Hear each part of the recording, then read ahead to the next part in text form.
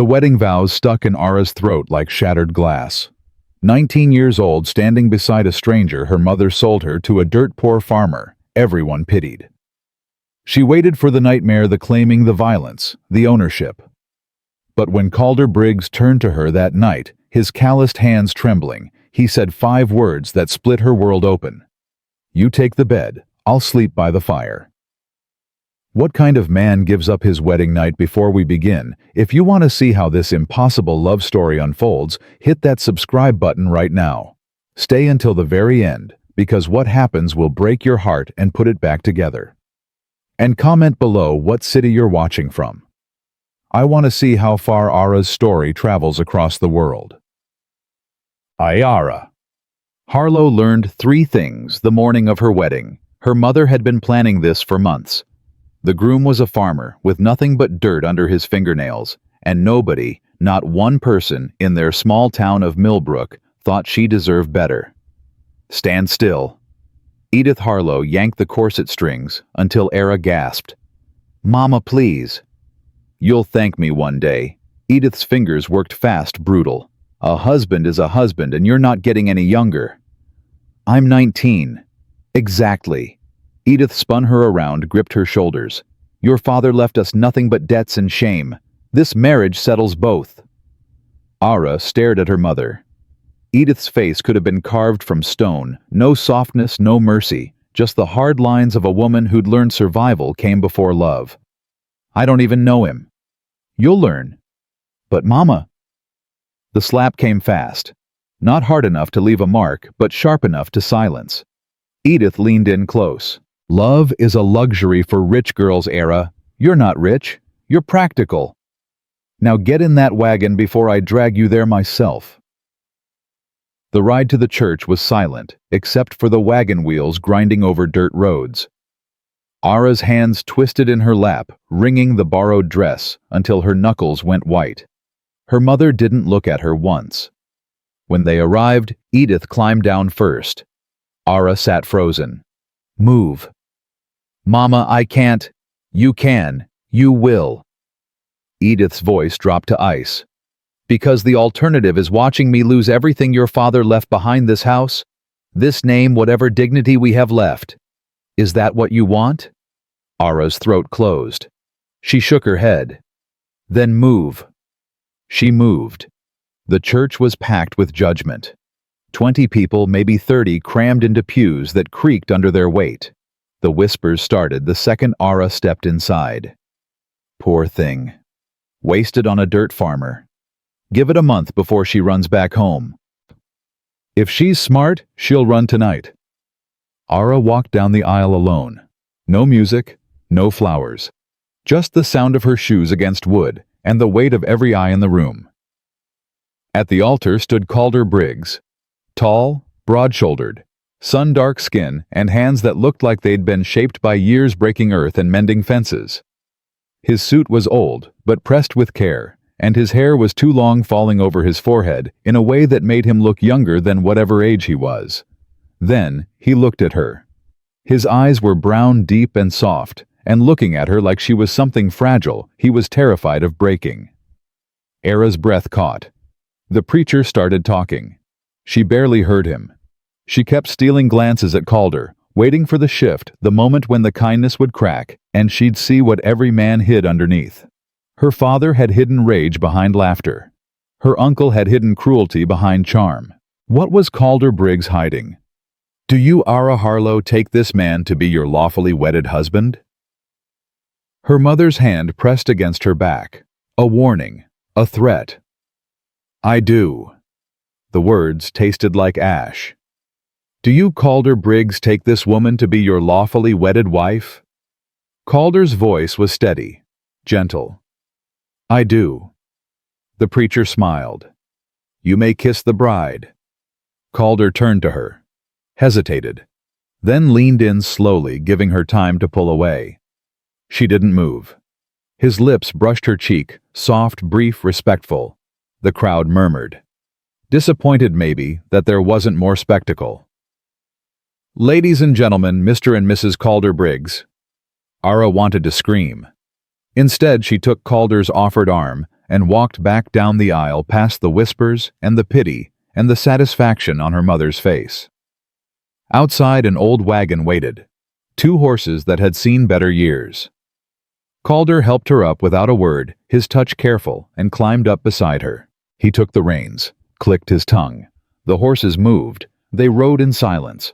Millbrook disappeared behind them, every familiar street, every cruel memory, everything she'd ever known fading into dust.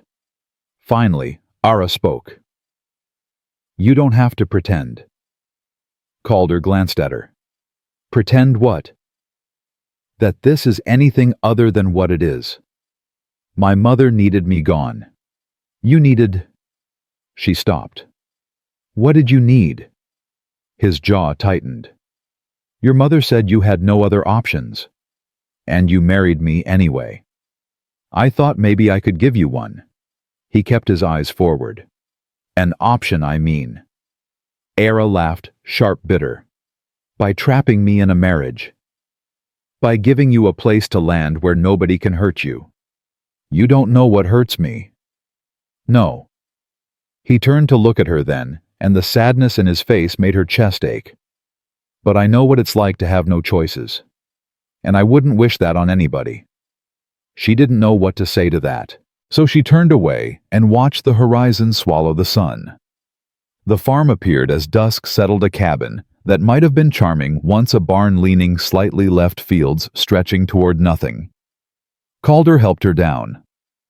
"I know it's not much. It's fine. There's a well out back. Water's clean. I checked it this morning, and I fixed the door last week.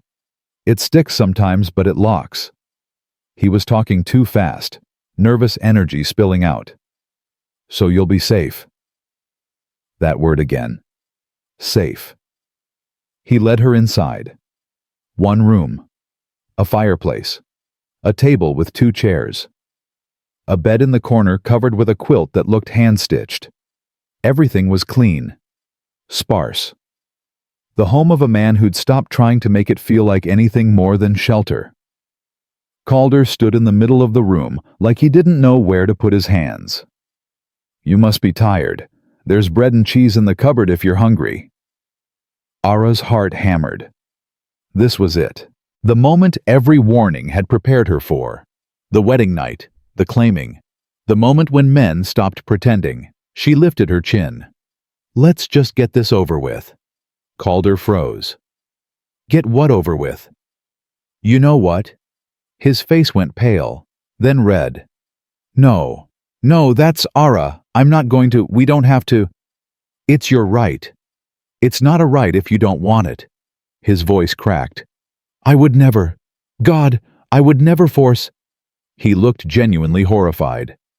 Ara felt something shift inside her, a small crack in the armor she'd spent 19 years building.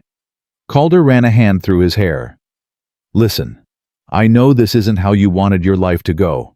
I know I'm not what you would have chosen, but I need you to understand something." He met her eyes. "I didn't marry you to own you. I married you to give you a choice, maybe the first real one you've had." Her throat tightened. "What kind of choice?" "The kind where you get to decide what happens next." He moved to a chest in the corner, pulled out a blanket, and laid it near the fireplace. "You take the bed. I'll sleep here. And tomorrow, or next week, or next year, whenever you're ready, we can figure out what this marriage actually means. But it'll be your choice. Always your choice." Ara stared at him.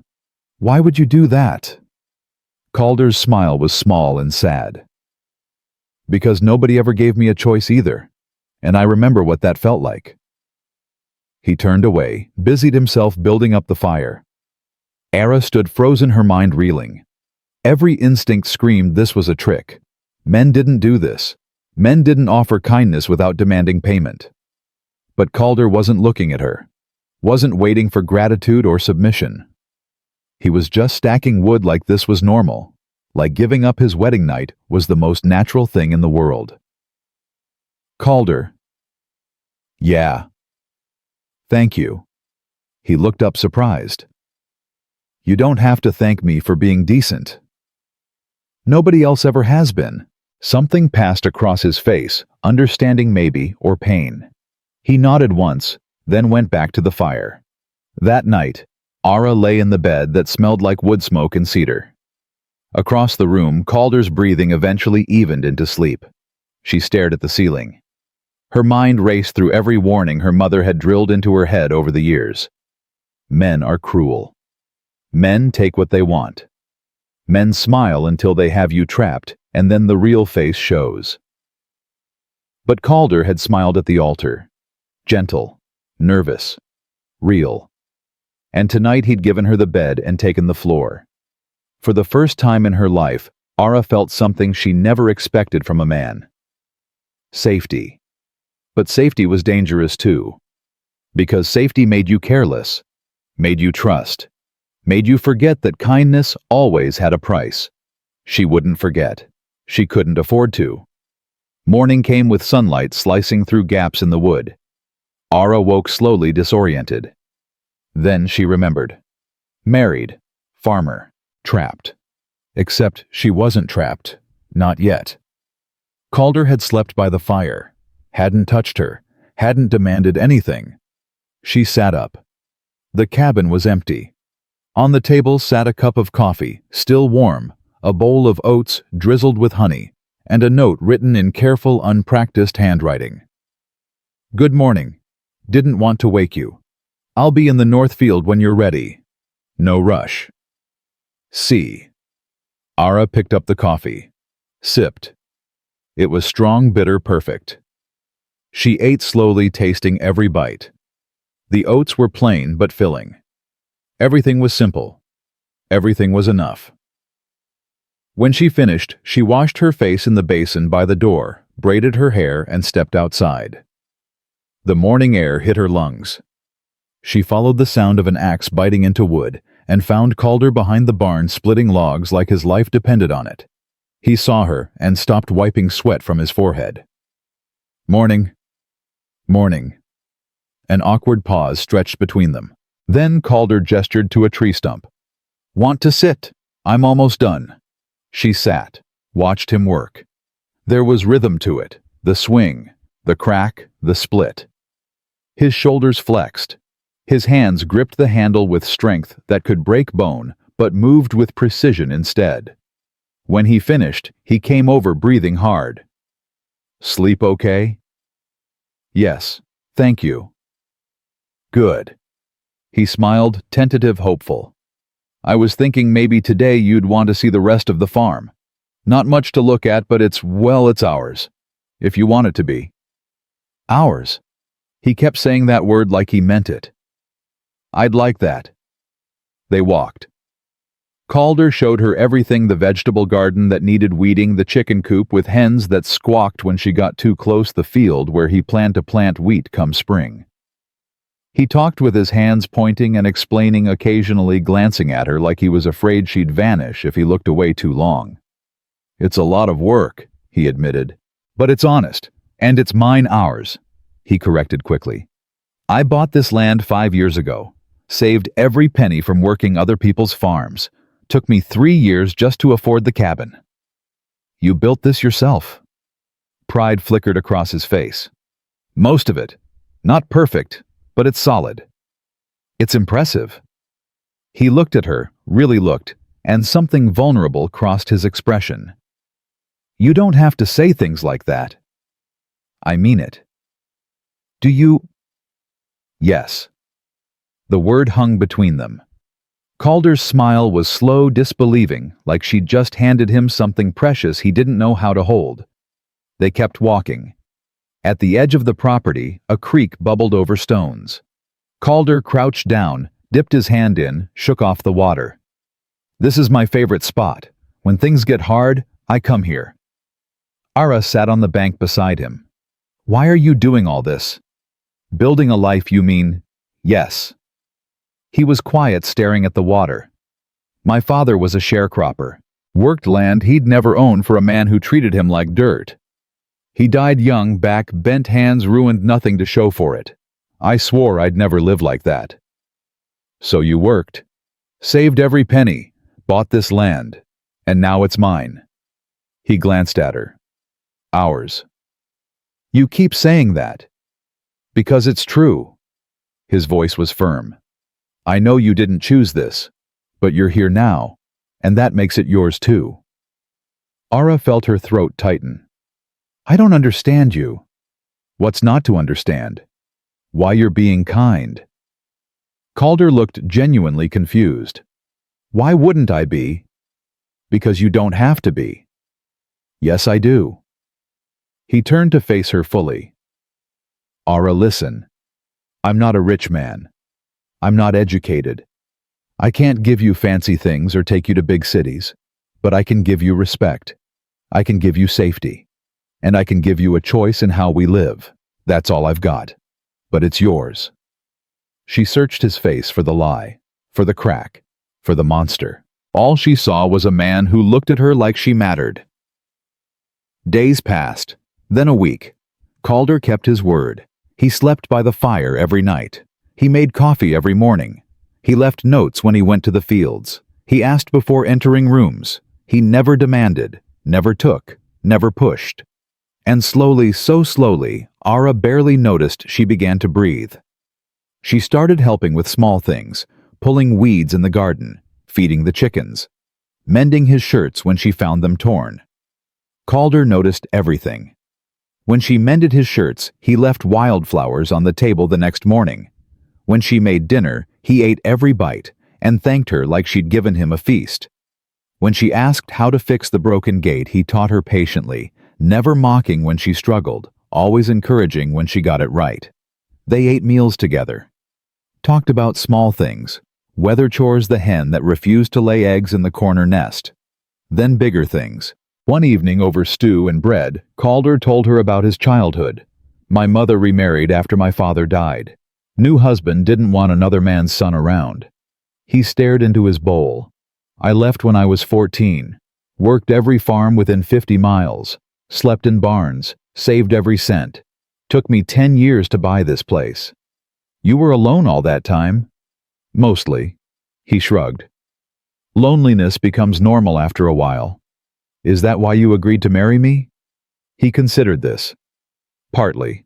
But mostly because your mother told me you needed a way out, and I thought maybe I could be that. Selfish, wanting company. But I figured if we both got something out of it, maybe it wasn't so bad. What did you think you'd get? He looked at her, and the vulnerability in his eyes made her chest ache. Someone to come home to. Someone who might one day not hate the sight of me. I don't hate you. I know. He smiled softly. You're here, aren't you? I didn't have a choice. You always have a choice, Ara. He said it like a vow. Always. But that night alone in the bed while Calder slept by the fire, Ara's mind wouldn't quiet. She thought about her father, how he'd been kind too at first, how he'd smiled and brought her mother flowers and promised the world. Then the drinking started. Then the rage. Then the bruises her mother tried to hide under long sleeves and high collars. Then he left. Just vanished one night, taking everything of value and leaving them with nothing but debt and shame. Her mother's voice echoed in her head. Men lie, Ara. They smile and promise and lie. Don't ever trust them. Don't ever let them see you care. Because the second they know they have you, they stop pretending. Ara pulled the quilt tighter around herself. Calder was kind now. But how long would it last? How long before the mask slipped? She wouldn't let herself care. She couldn't. Caring meant trusting. Trusting meant breaking, and she'd watched her mother break. Watched her become stone. Watched her turn cold and hard and bitter. Ara wouldn't become that. She'd be smart. She'd be careful. She'd accept Calder's kindness but never depend on it. Because kindness always ended. It always did. 2 weeks in, Ara woke to shouting. She bolted upright, heart hammering. The bed was empty. The fire was cold. And outside voices loud, angry. She grabbed a shawl and rushed to the door. Calder stood in the yard facing 2 men on horseback. One was older, thick around the middle, with a face that looked like it had been carved from cruelty. The other was younger, leaner, with a smile that made Ara's skin crawl. "I told you, Mr. Garrison, the payment's not due until spring." The older man, Garrison, laughed. "Plans change, Briggs. I want my money now." "I don't have it now." "Then I'll take the land." "You can't do that." "I can do whatever I want." Garrison leaned forward in his saddle. "You signed a contract. You miss a payment, the land reverts to me. Simple." "The payment's not due yet." "I'm changing the terms." "You can't change the terms." The younger man. Garrison's son, Ara, realized, smirked. "Seems like you got yourself a problem, farmer." Calder's hands were fists. "Get off my property." "Your property." Garrison laughed. "Boy, this is my property until you pay in full. And seeing as you can't pay, I'd say it's mine again real soon." "I'll get the money." "You've got 2 weeks." Garrison straightened. 2 weeks, Briggs, or you're done." He spurred his horse. The younger Garrison followed, but not before throwing a look at the cabin at Ara standing in the doorway. His smile widened. "Pretty wife you got there, farmer. Shame you won't be able to keep her." Calder moved fast. He grabbed the horse's bridle.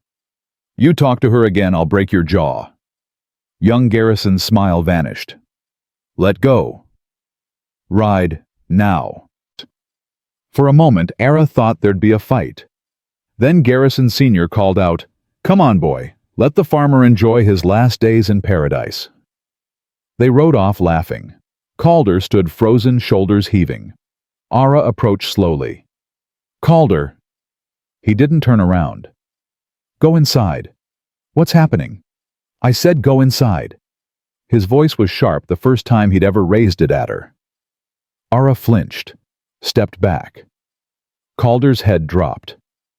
"I'm sorry. I didn't mean—" He turned, and the anguish on his face stopped her cold. "I'm sorry, Ara. I shouldn't have yelled." "Who were those men?" "Nobody. Just go inside, please." "Calder, please." She went inside. But she watched through the window as Calder sank down onto the porch steps, head in his hands, shoulders shaking. And for the first time, Ara realized something terrifying. She cared. Not because she had to, not because she was trapped, but because somewhere in the past 2 weeks, this man, this impossibly kind, impossibly gentle man, had become more than just her husband.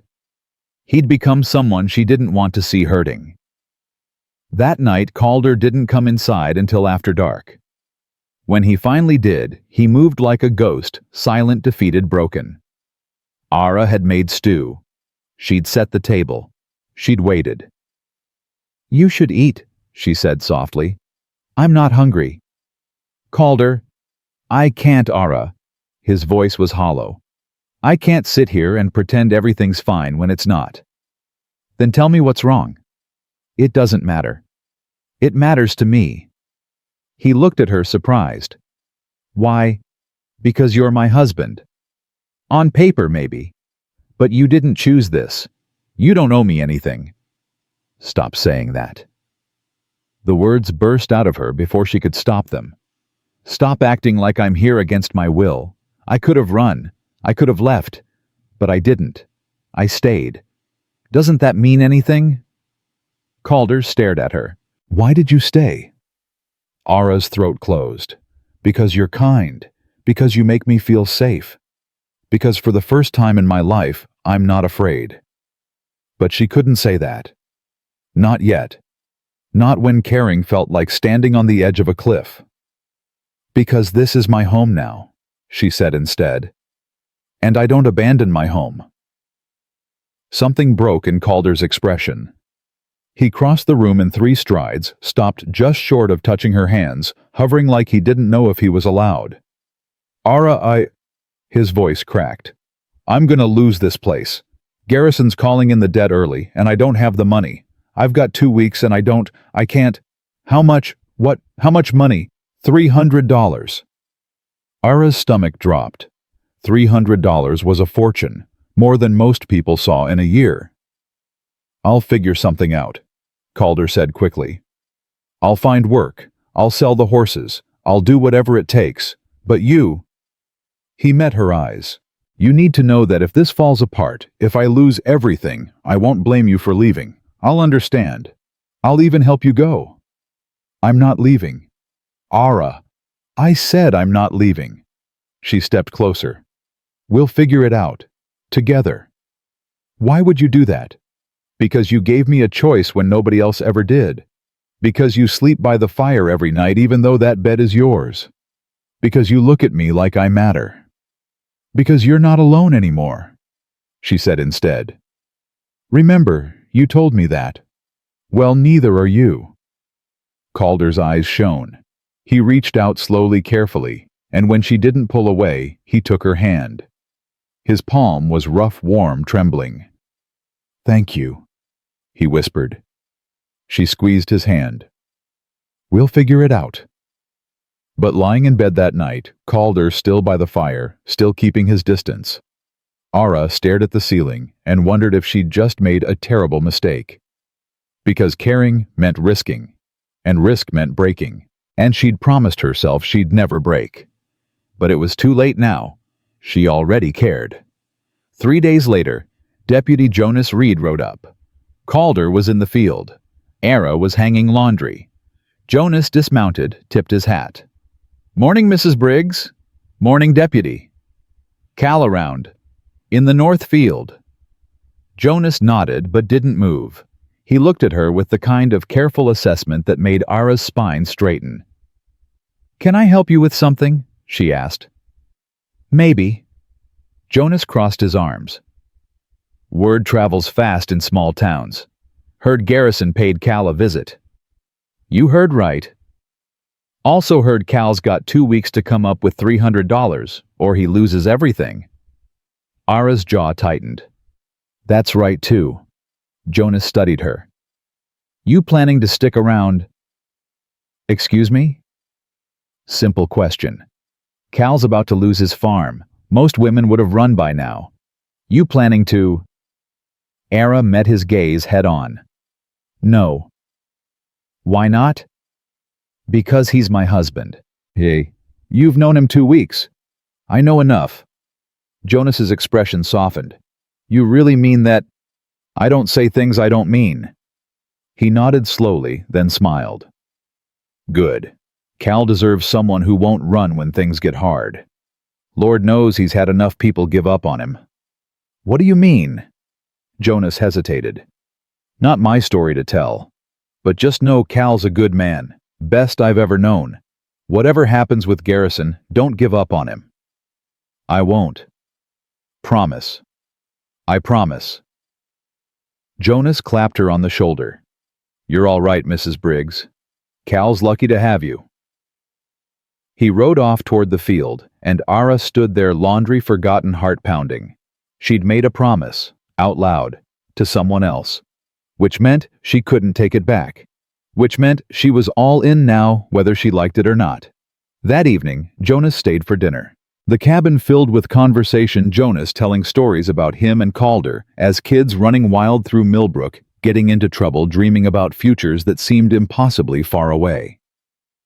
"Cal was always the serious one," Jonas said, grinning. "Even at 12 years old, he was talking about buying land and building something that couldn't be taken away." "Didn't think it'd take me 20 years, Calder muttered. "But you did it.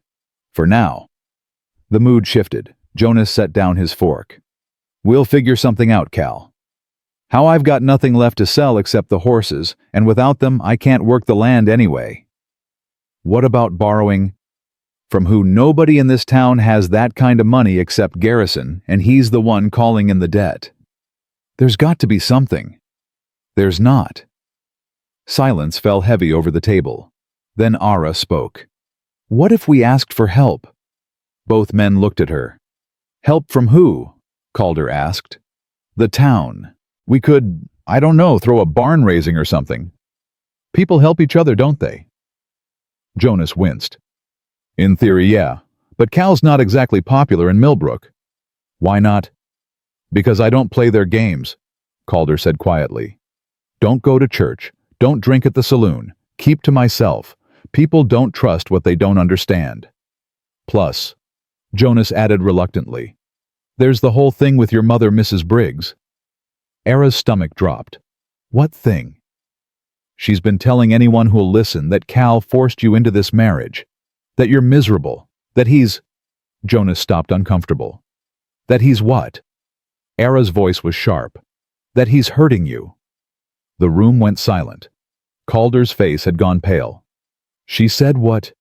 Edith Harlow's been running her mouth all over town, Jonas said.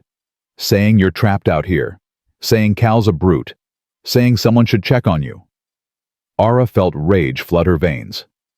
That's a lie. I know that. But they don't. Then I'll tell them. Ara, Calder started. No. She stood chair-scraping against wood. If my mother's spreading lies about you, I'll go into town and set the record straight. It won't matter, Calder said heavily. People believe what they want to believe. Then we make them believe the truth. How? Ara lifted her chin. Together. Jonas looked between them, then smiled slowly. You know what that might actually work. What might work? Calder asked. Let people see you two together. See that she's not trapped. See that you're not a monster. See that this marriage is... He gestured between them. Whatever this is turning into. It's not turning into anything, Calder said quickly. Too quickly. Jonas raised an eyebrow. Era felt her face heat. It's a partnership, she said firmly. And I won't let anyone, including my mother, turn it into something ugly. Calder looked at her, and the gratitude in his eyes made her chest ache. Okay, he said softly. We'll go to town. Together. The next morning, they rode into Millbrook side by side. People stared, whispered. Ara held her head high and kept her hand on Calder's arm, a claim, a statement, a truth. They stopped at the general store first. Mrs. Pemberton, the owner's wife, nearly dropped her broom when they walked in. Ara? Oh, dear girl. She rushed forward, eyes sweeping Ara head to toe, like she was checking for injuries. We've been so worried. I'm fine, Mrs. Pemberton. But your mother said, my mother is wrong. Ara's voice was steady. I'm not trapped. I'm not hurt. I'm exactly where I choose to be. Mrs. Pemberton's eyes darted to Calder, suspicious. Is he making you say this? No one makes me do anything anymore, Ara said firmly. Calder is a good man, a kind man, and I won't stand here and let people believe otherwise. Mrs. Pemberton blinked. Oh, Ara repeated. Now we need supplies, and I'd appreciate it if you'd stop gossiping about my marriage. They bought flour sugar coffee. Mrs. Pemberton rang them up in silence, but Ara could see the wheels turning in her head. By tomorrow, the whole town would know. They made 3 more stops, the blacksmith, the feed store, the post office. At each one, Ara said the same thing. I'm not trapped. Calder is a good man. Stop listening to my mother. By the time they left town, Calder was quiet. You didn't have to do that, he said finally. Yes, I did. Ara, she's my mother, Calder. If anyone's going to stop her lies, it should be me. He was quiet for a long moment. Then, thank you. She nodded, throat tight, because she'd just burned a bridge. Stood up to her mother publicly. Chosen Calder over the woman who'd raised her. And the terrifying part, she didn't regret it. That night, Calder came inside earlier than usual. Ara was darning socks by the fire. Can I sit? He asked. It's your house. Ours, he corrected automatically. She smiled despite herself. Ours. He sat across from her elbows on his knees, hands clasped. I need to tell you something. Her stomach dropped. Okay. About Garrison. About why he's doing this. You don't have to. I do. Calder took a breath. 5 years ago, when I was saving up to buy this land, Garrison offered to help. Said he'd lend me the money, low interest, easy terms. I was desperate, so I said yes. And the contract was a trap. The interest wasn't low, it was astronomical, and the terms gave him the right to call in the full debt whenever he wanted. That's not legal. It is if you're desperate enough to sign without reading carefully. His voice was bitter. I was stupid, young, too eager to have something of my own, and now I'm paying for it. Why does he want the land so bad? Because there's a railroad coming through. Surveyors came last year, said the line would run right through this property. Garrison knows, if he gets this land back, he can sell it to the railroad for 10 times what I paid. Ara's blood boiled. So he's stealing it.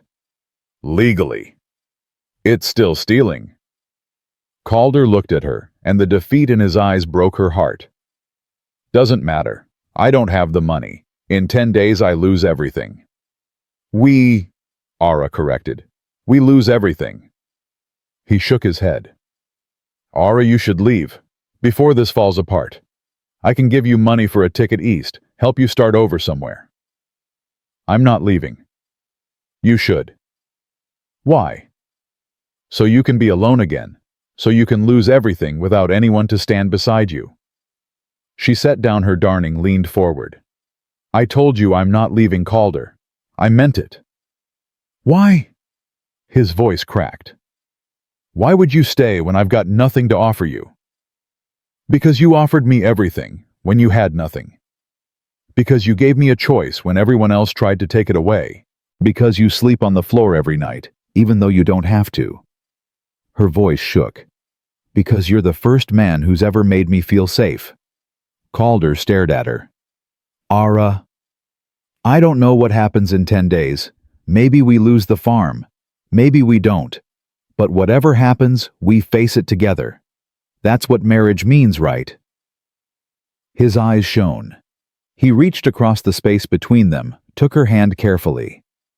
Together, he whispered. Together, she agreed. And for the first time since the wedding, Ara didn't pull away when his thumb brushed across her knuckles. Because maybe, just maybe, kindness didn't always end. Maybe sometimes it was just beginning. 9 days left. Ara woke to find Calder already gone, the space by the fire cold and empty. She dressed quickly, braided her hair, and stepped outside into morning that felt too quiet. He was at the fence line hammering posts that didn't need fixing. She walked over slowly. Calder. He didn't look up. Morning. You've been out here since before dawn. Couldn't sleep. Neither could I. He finally stopped, straightened, wiped sweat from his forehead despite the cool air. His eyes were shadowed, exhausted. You should have rested. Hard to rest when you're worried. I'm the one who should be worried, not you. We're in this together, remember? She crossed her arms. Or did you forget that conversation already? His jaw tightened. I didn't forget. Then stop trying to carry this alone. Ara? No. She stepped closer. You don't get to shut me out now, not after everything. He looked at her, then really looked, and the vulnerability in his face made her chest ache. I don't know how to let someone help me. Then learn. A ghost of a smile crossed his lips. Yes, ma'am. They stood there for a moment, the silence between them no longer uncomfortable, but something else, something that felt like understanding. I have an idea, Ara said finally. What kind of idea? A terrible one probably, but it's all I've got. She took a breath. We go see my mother. Calder's expression shuddered. Absolutely not. She owes me. She owes you nothing but apologies, and we both know she's not going to give those. She has money, Calder. Money my father left before he ran off. Money she's been hoarding for years. And you think she'll just hand it over? No. But I think I can make her. Ara lifted her chin. She spent my whole life telling me I was practical, not sentimental. Well, fine. Let's be practical. She got what she wanted, me married and out of her house. Now she can pay for it. Calder shook his head. I won't let you beg your mother for money. It's not begging. It's collecting a debt. Ara, Do you have a better idea? Silence. He didn't. They both knew it. I don't want you going back there, Calder said quietly. Not to that house. Not to her. Why not? Because she hurts you. Every time you talk about her, I see it in your eyes. And He stopped, jaw working. I don't want anyone hurting you anymore. Something warm bloomed in Era's chest, dangerous and terrifying, and impossible to ignore. I'll be fine, she said softly, especially if you come with me. He searched her face. You sure about this? No, but we're out of options. Calder nodded slowly. Okay, we'll go.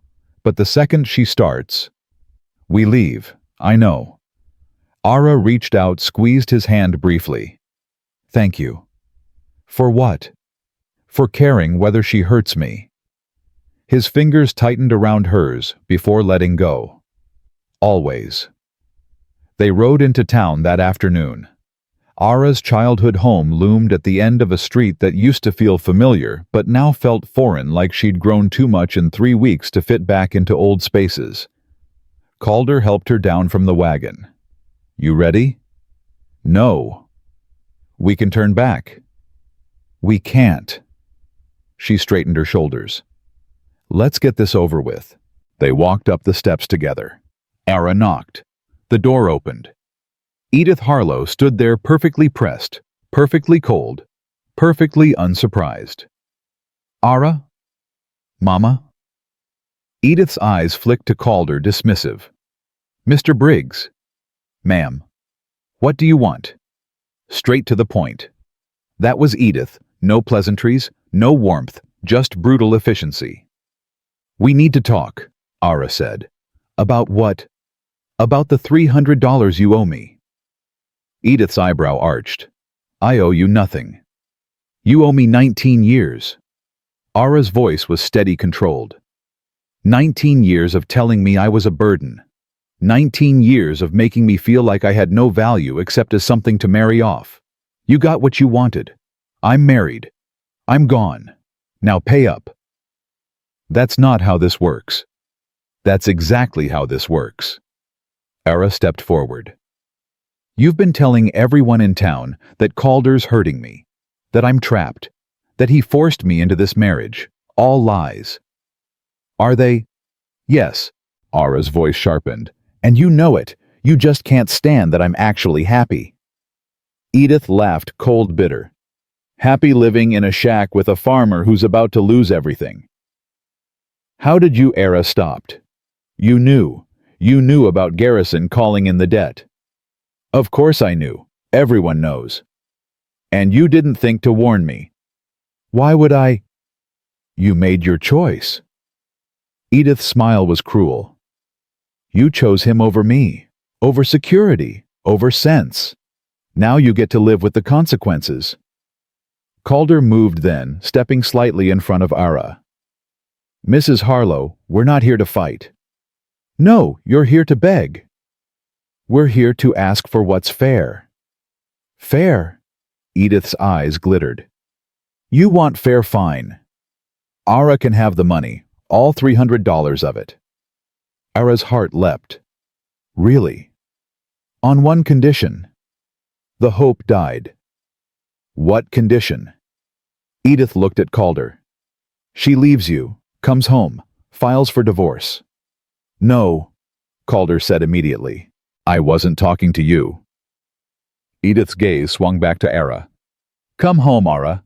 End this farce of a marriage, and I'll give you the money to save his precious farm. He gets to keep his land. You get to keep your dignity. Everyone wins.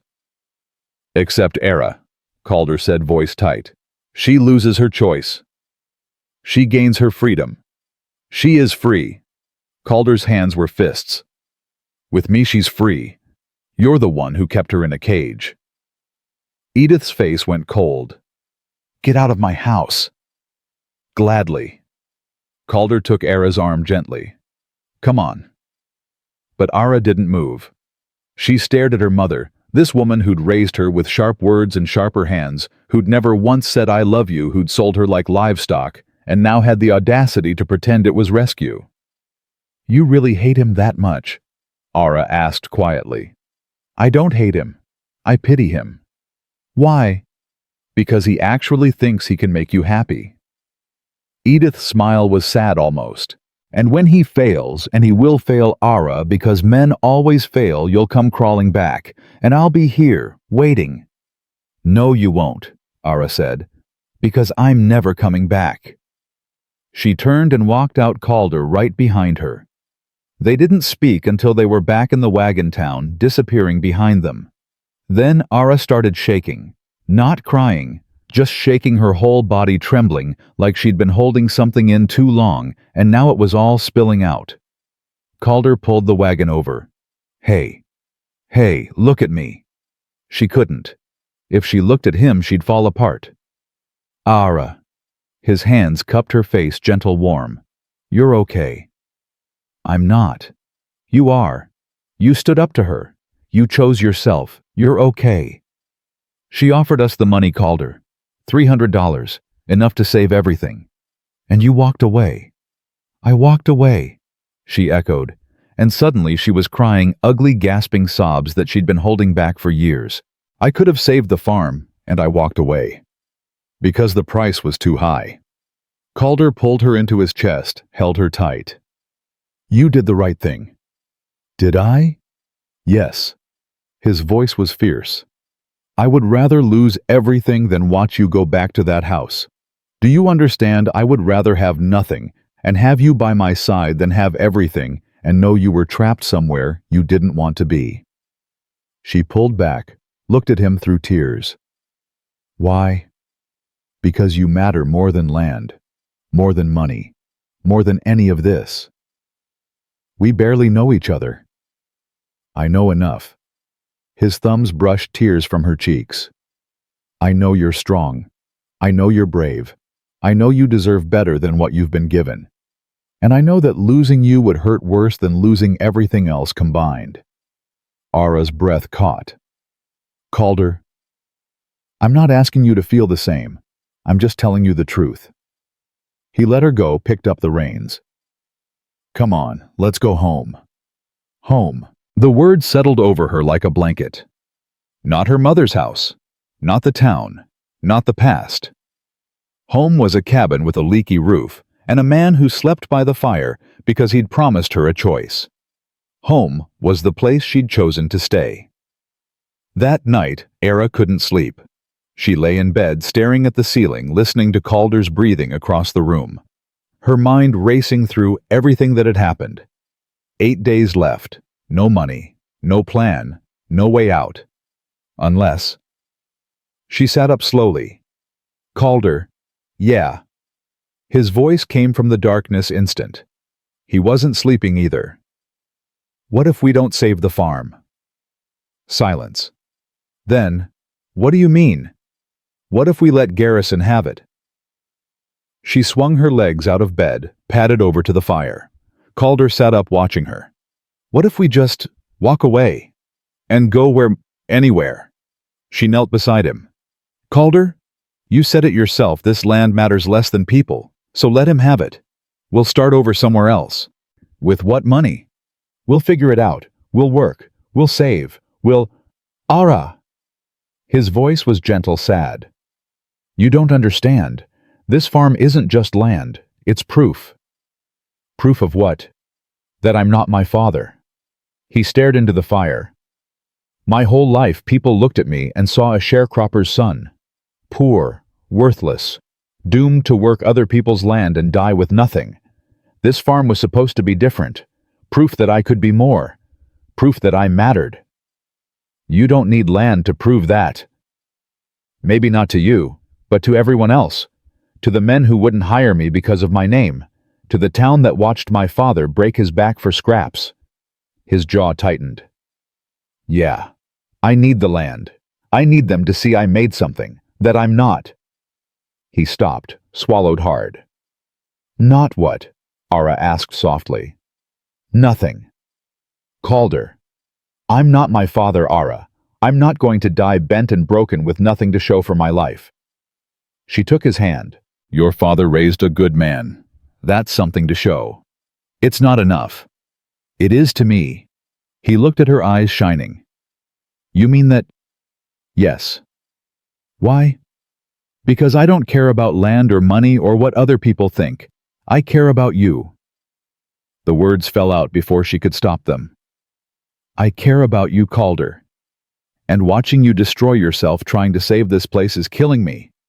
He stared at her. You care about me. Too late to take it back now. Yes. Since when? I don't know. Somewhere between the coffee and the wildflowers, and the way you look at me like I'm not broken. Her voice shook. I didn't mean to. I was trying so hard not to. But I do. I care. And if we lose this farm but keep each other, I'll be okay with that.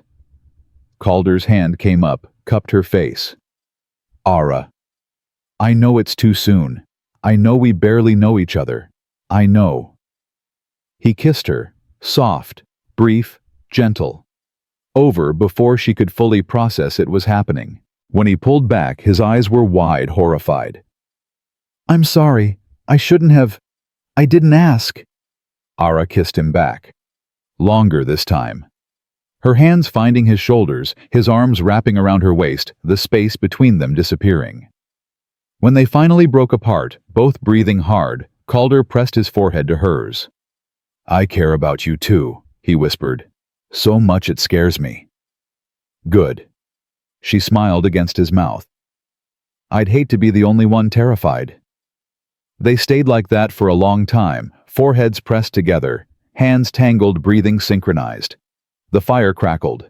The night stretched out around them. Finally, Calder spoke. I'm still going to fight for this farm. I know.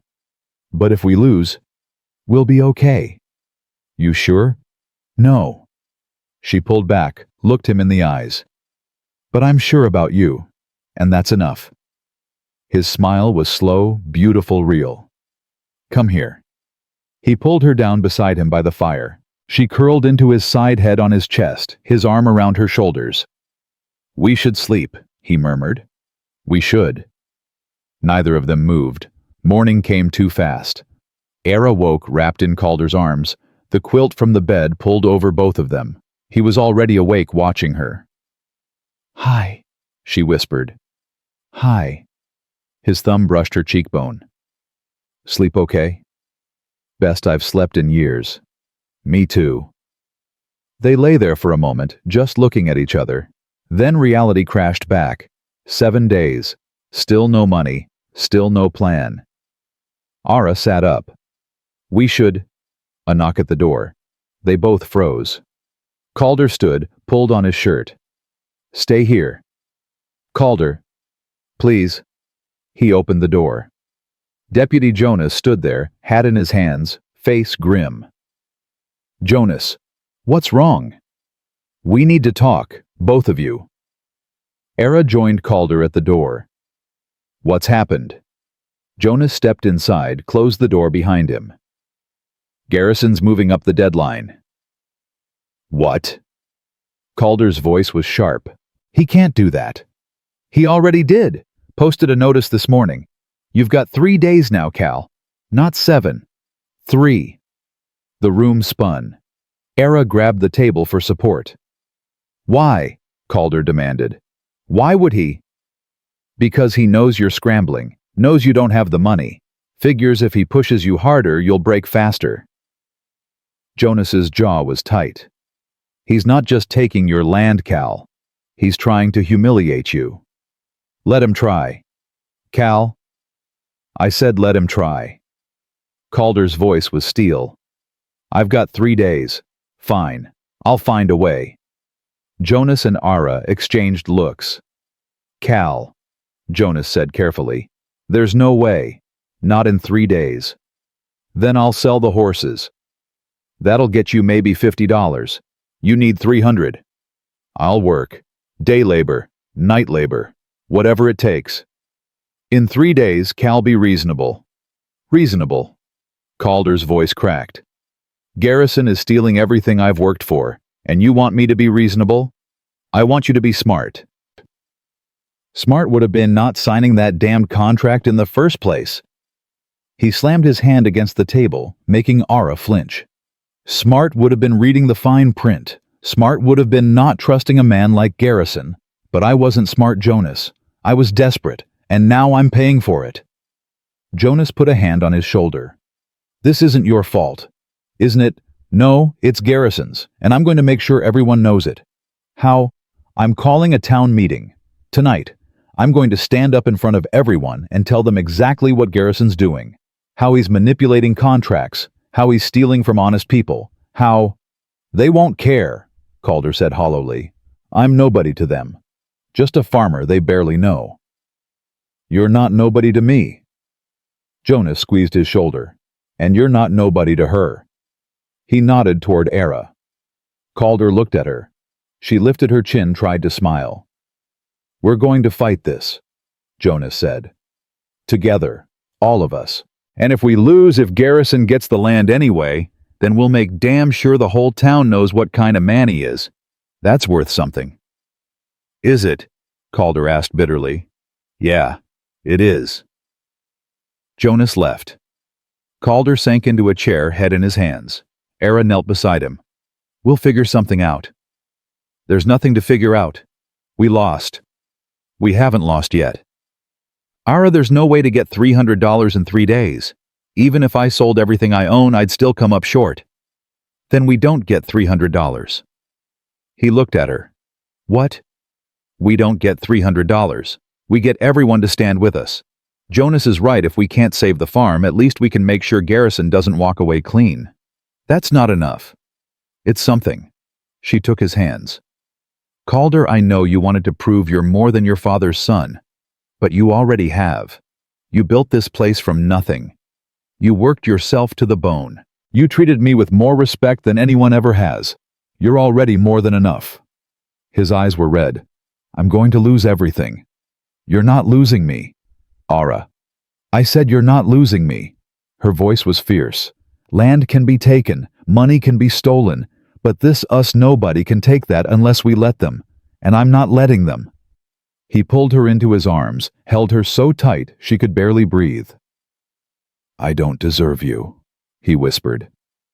Too bad. You're stuck with me. He laughed, broken wet reel. That night, the whole town crammed into the church. Ara stood beside Calder in the back, her hand in his, both of them watching as Jonas stood at the front. Most of you know me, Jonas began. Known me your whole lives. No, I don't lie. No, I don't exaggerate. So when I tell you what I'm about to tell you, I need you to listen. The crowd settled. Garrison's been stealing from this town for years. Predatory contracts, hidden clauses, interest rates that'll choke you, and his latest victim is Calder Briggs. Murmurs rippled through the pews. Calder bought his farm 5 years ago with a loan from Garrison. Fair and square or so, he thought.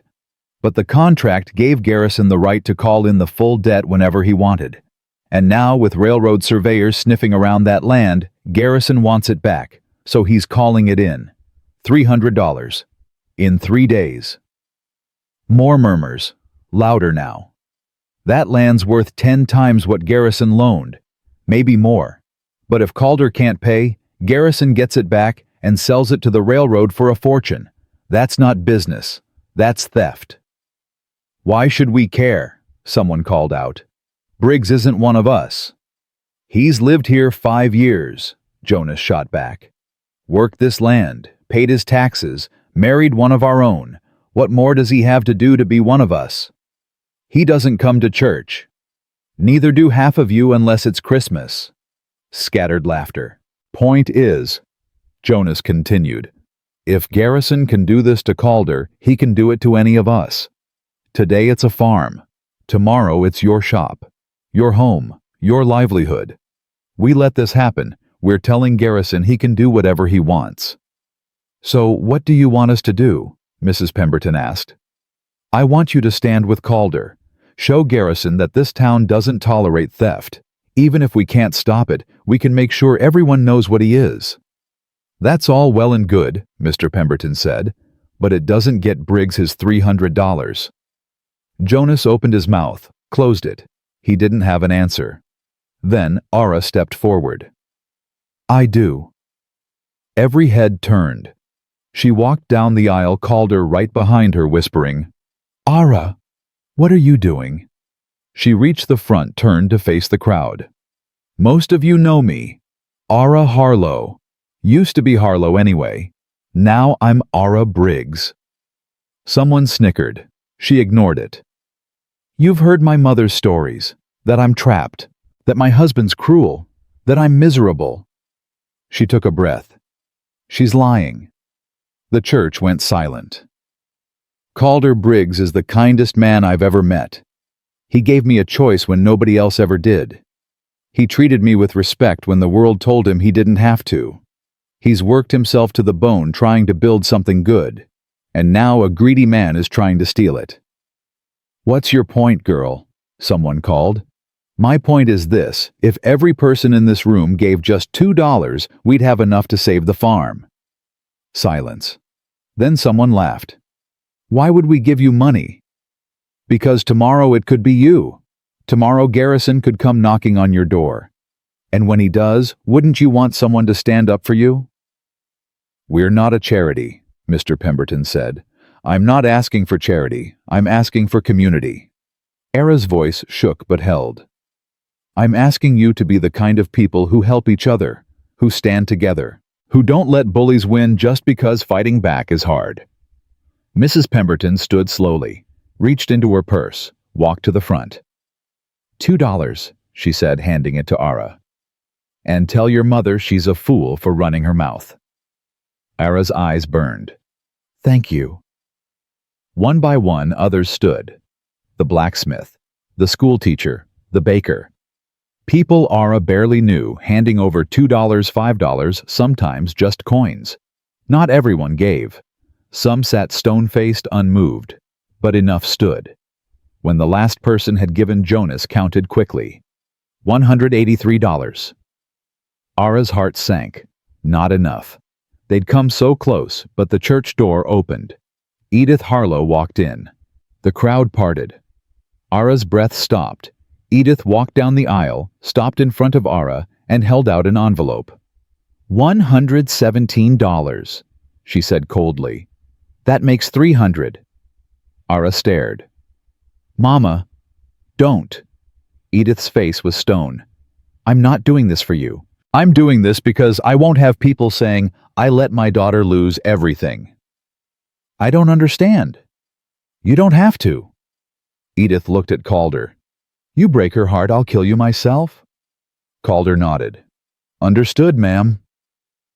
Edith turned and walked out. The church erupted. Ira stood, frozen envelope in hand, $300 that felt impossible. Calder's arm wrapped around her waist. We did it. We did it, she echoed, dazed. Jonas clapped them both on the back. Told you. Together. The next morning, they rode to Garrison's house. He answered the door with a smile that died when he saw the envelope in Calder's hand. What's this? $300, every cent, counted twice. Calder held it out. The debt's paid. Garrison's face went purple. You can't, how did you, does it matter I've got the money? You get paid. The land stays mine. That was the deal. Garrison snatched the envelope, counted quickly. His jaw worked. Fine. Debt's paid. And the contract. What about it? I want it. Now. In my hand. So this is over. Garrison disappeared inside, came back with a paper, and shoved it at Calder. There. Happy. Calder looked at it, nodded, then ripped it in half. Very. They rode home in silence, the ripped contract sitting between them like a trophy. When they pulled up to the cabin, Calder helped Ara down and then just held her arms wrapped tight, face buried in her hair. Thank you, he whispered. For what? For standing up there. For asking them. For believing we could do this. We did it together. No. He pulled back, looked at her. You did it. You faced that whole town. You faced your mother. You chose to fight for this. For us. Of course I did. She smiled. This is my home. You're my home. His eyes shone. Say that again. You're my home. He kissed her deep and real and full of everything they'd been holding back for weeks. When they finally broke apart, both breathing hard, Calder pressed his forehead to hers. Move into the bed with me tonight. Her heart stuttered. You sure? I've been sure since the day I married you. Just been waiting for you to be sure too. I'm sure. Yeah. That night, Ara didn't sleep by the fire. She slept in Calder's arms in the bed that now belonged to both of them in the home they'd fought for together. And for the first time in her life, she wasn't afraid of what came next. Because whatever it was, they'd face it together. Ara woke to sunlight and the sound of Calder's heartbeat under her ear. His arm was draped across her waist, heavy and warm, and for a moment, she just lay there, feeling the rise and fall of his breathing. This was real. This was hers. You awake. His voice rumbled through his chest. Been awake long. A few minutes. Didn't want to move. His arm tightened around her. Don't. Stay right here. She smiled against his skin. Forever. If you want. What about the farm, the chickens? The bee can wait. He shifted, tilted her face up to look at him. Right now, I just want to look at my wife. My wife. The words made her chest warm. You're staring, she whispered. Can't help it. You're beautiful. Calder. You are. His thumb brushed her cheek. Most beautiful thing I've ever seen. She wanted to argue, to deflect, to hide behind the walls she'd spent 19 years building. But those walls were crumbling brick by brick with every soft word and gentle touch.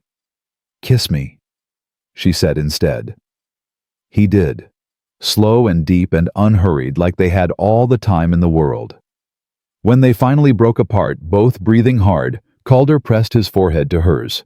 I could get used to this. Good, because I'm not going anywhere.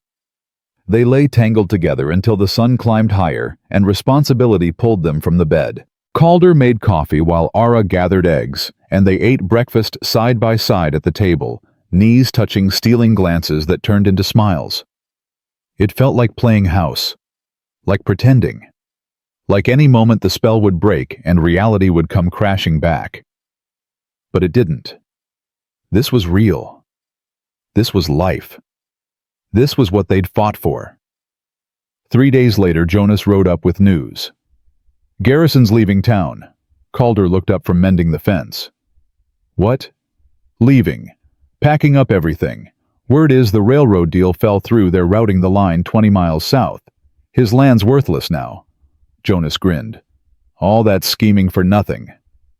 Era stepped out of the cabin, wiping flour from her hands. He's really leaving. Lock, stock, and barrel. Son too. Good riddance to both of them. Calder just stared like he couldn't quite process it. So it's over. It's over, Jonas confirmed. You won, Cal. We won, Calder corrected, reaching for Era's hand. Couldn't have done it without her. Jonas's smile softened. You two are good together. Real good. He tipped his hat. I'll let you get back to it. Just wanted to share the news. After he left, Calder pulled Era into his arms and just held her, swaying slightly, breathing her in. It's really over, he murmured. It is. We get to keep this, keep everything. We do. He pulled back, cupped her face. Thank you. You already thanked me. I'll probably thank you every day for the rest of my life, and it still won't be enough. She stood on her toes, kissed him soft. Then I guess we've got a lifetime for you to try. That afternoon they worked the garden together. Calder showed Ara how to tell when tomatoes were ready to pick, how to pull carrots without breaking them, how to prune back the beans to encourage more growth. She learned quickly, her hands getting dirty, her back aching in that good way that came from honest work. They talked while they worked, easy conversation that flowed like water. "Tell me about your father," Ara said suddenly. Calder's hands stilled. "Why?" "Because you never talk about him. Only that he was a sharecropper, that he died young." He was quiet for a long moment, pulling weeds with more force than necessary. Finally, "He was a good man. Worked harder than anyone I've ever known. But the world beat him down, over and over. And eventually, his body just gave out." "How old were you?" 12. "That's so young." "Yeah." His jaw tightened. "I watched him die, Ara. Watched him get weaker and weaker, coughing blood, barely able to stand. The landowner wouldn't call a doctor. Said it wasn't worth the cost. So my father just faded until there was nothing left." Ara's throat closed. "I'm sorry. I swore I'd never end up like that. Never work myself to death for someone else's profit. Never let anyone have that kind of power over me." He looked at her. "That's why this farm means so much. It's not just land. It's proof that I'm not him, that I broke the cycle." "You are nothing like him," Ara said firmly. "How do you know you never met him?" "Because if you were like him, you would have given up when Garrison came calling. You would have accepted defeat. But you didn't. You fought. And you won." Calder stared at her, something raw and vulnerable in his expression. "You always know what to say." "Not always. But I know you." She reached over, squeezed his hand. "Better than you think." That night they sat on the porch watching the sun set. Calder's arm was around her shoulders, her head on his chest, both of them quiet. "Tell me about your father," Calder said. Ara tensed. "Why? Fair's fair. I told you about mine." She was silent for so long, he thought she wouldn't answer. Then, "He was charming. The kind of man who could talk his way into anything. My mother fell hard for him, married him fast, had me faster. For a few years it was good, or so she tells it." "What happened?" "He started drinking, started gambling, started staying out all night and coming home mean." Her voice was flat, detached. "My mother tried to hide it, tried to keep up appearances, but everyone knew. Small towns always know." "Did he hit her?" "Sometimes. Hit me once." She felt Calder go rigid beneath her, but kept talking. "I was 7, spilled his whiskey. He backhanded me so hard I saw stars. My mother stepped between us after that. Took the hits for me." "Ara." "Then one day he just left. Took everything of value, her jewelry, the silver, whatever cash we had, and vanished. We never saw him again." She tilted her head up to look at Calder. "That's why my mother is the way she is. He broke something in her. Made her hard. Made her believe love was weakness and trust was foolish." Calder's jaw was tight, his eyes dark. "If he ever comes back." "He won't." "But if he does." "Calder." She put her hand on his chest, felt his heart racing. "He won't. And even if he did, you'd protect me. I know that." "Damn right I would." His arms tightened around her. "Nobody touches you. Ever. I don't care who they are." She smiled against his shirt. "My hero." "I'm serious. I know. That's why I love you." The words fell out before she could stop them. Calder went still. "What did you say?" "Oh God. Too soon. Too fast. Too much." Nothing. I didn't." "Ara." He tilted her face up, forced her to meet his eyes. "What did you say?" Her heart hammered. "No taking it back now. I said I love you." His expression was unreadable. "You mean that?" "Yes, I know it's too soon. I know we barely—" He kissed her. Hard and desperate and full of everything he'd been holding back. When he pulled away, his eyes were bright. "I love you too. Have for weeks. Just didn't think I had the right to say it." "Why not?" "Because you didn't choose this. Didn't choose me. Felt like saying it would be I don't know. Pressure. Like I was asking for something you weren't ready to give. I'm ready now. She cupped his face. I choose you, Calder. I choose this. I choose us. His smile was brilliant. Yeah. Yeah.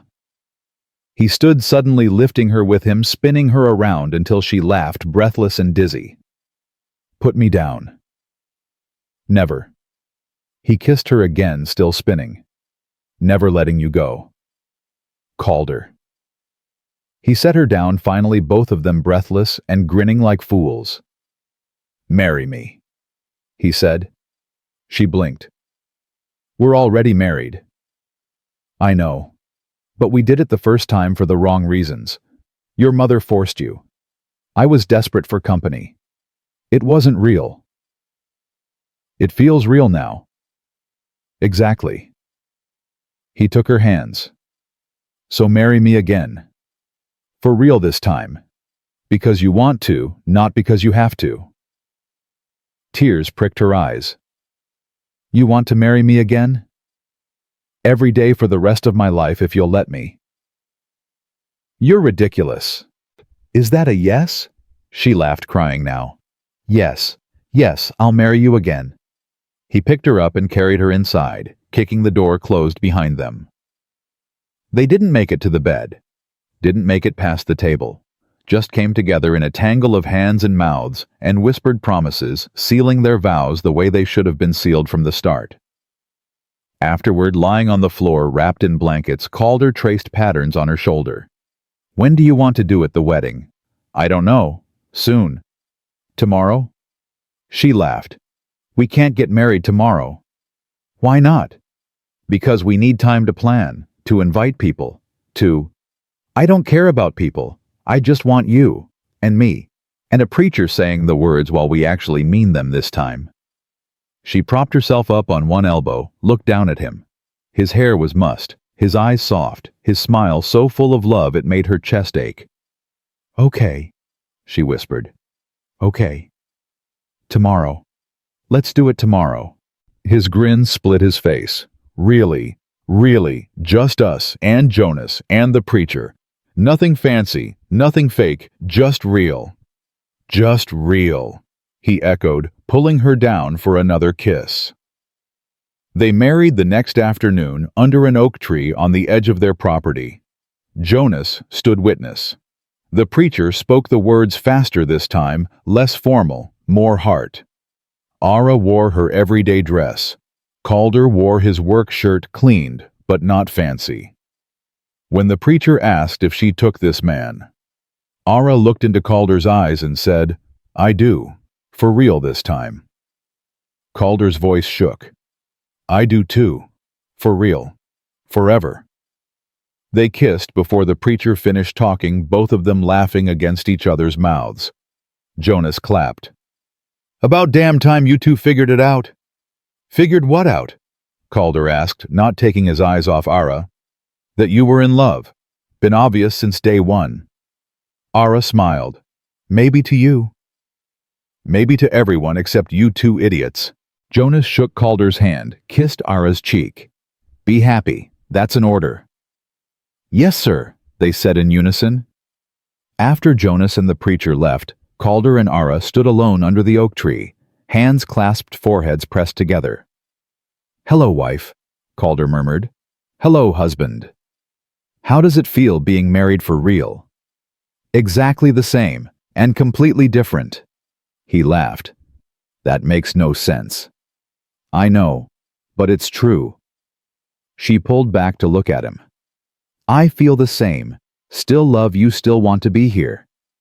But knowing I chose it, knowing you chose it too, that changes everything. Everything, he agreed. They walked back to the cabin hand in hand. Inside, Ara found wildflowers on the table. Calder must have picked them while she was getting ready, and beside them, a small wooden box. She looked at him, curious. What's this? Open it. She did. Inside was a simple gold ring. Nothing fancy. No stones.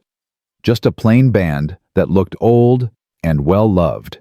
"It was my mother's," Calder said quietly. "The only thing she gave me before she remarried. I've kept it all these years, and I want you to have it." Ara's vision blurred. "Calder, you don't have to wear it if you don't want to. I know it's not much, but..." She slipped it on. Perfect fit, like it was made for her. "It's everything," she whispered.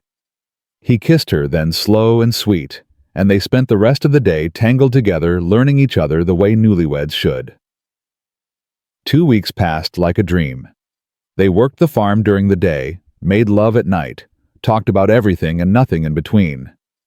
Ara learned how to milk the cow without getting kicked, how to tell when the wheat was ready for harvest, how to bake bread that didn't come out like rocks. Calder taught her patiently, never frustrated when she struggled, always praising when she succeeded. "You're a natural," he said one afternoon, watching her mend a hole in the chicken coop. "Liar." "I'm serious. You've learned more in a month than most people learn in a year." "That's because I have a good teacher, or a stubborn student who won't quit until she gets it right." She stuck her tongue out at him. He laughed and pulled her into a kiss that lasted until the chicken started squawking for attention. But underneath the happiness, Ara felt something shift. A subtle change in her body she couldn't quite name. She woke nauseous. Certain smells made her stomach turn. Her breasts were tender. She ignored it for a week, then 2. But when she missed her monthly courses, she couldn't ignore it anymore. She was pregnant. The realization hit her while she was hanging laundry, and she had to sit down, head spinning. A baby. She was going to have a baby. Calder's baby. Terror and joy warred in her chest. They'd only been truly married a few weeks. They were still figuring each other out. They were still building their life. Was it too soon? But when she thought about a child with Calder's eyes and her smile, the joy won. She had to tell him. But how? That night they ate dinner in comfortable silence. Calder told her about his plans for the spring planting. Ara listened, nodding, her mind racing. "You're quiet," Calder said finally. "Just thinking." "About what?" She took a breath. "Now or never." "About the future." "What about it?" "About what it might look like. For us." He smiled, reached across the table to take her hand. "I hope it looks like this. You and me, working the farm, growing old together." "What if there was more than just you and me?" His brow furrowed. "What do you mean?" "What if..." She swallowed hard. "What if we had a family?" Understanding dawned slowly. His eyes went wide. "Ara, I'm pregnant." The words hung between them. Calder's mouth opened, closed, opened again. We're..." "Yes." He stood so fast his chair tipped over. "You're sure?" "Pretty sure." "How sure?" "Missed my courses. Feel sick most mornings. Everything smells wrong." She looked up at him, trying to read his expression. How do you feel about this?" He crossed to her in 2 strides, dropped to his knees, and pulled her into his arms. "How do I feel?" His voice was choked. "I feel like the luckiest man alive." Relief flooded through her. "Really? Really?" He pulled back, cupped her face, and she saw tears in his eyes. "We're having a baby." "We are." "I'm going to be a father." "You are." He laughed, bright and disbelieving. "I don't know how to be a father. I don't know how to be a mother. Guess we'll figure it out together."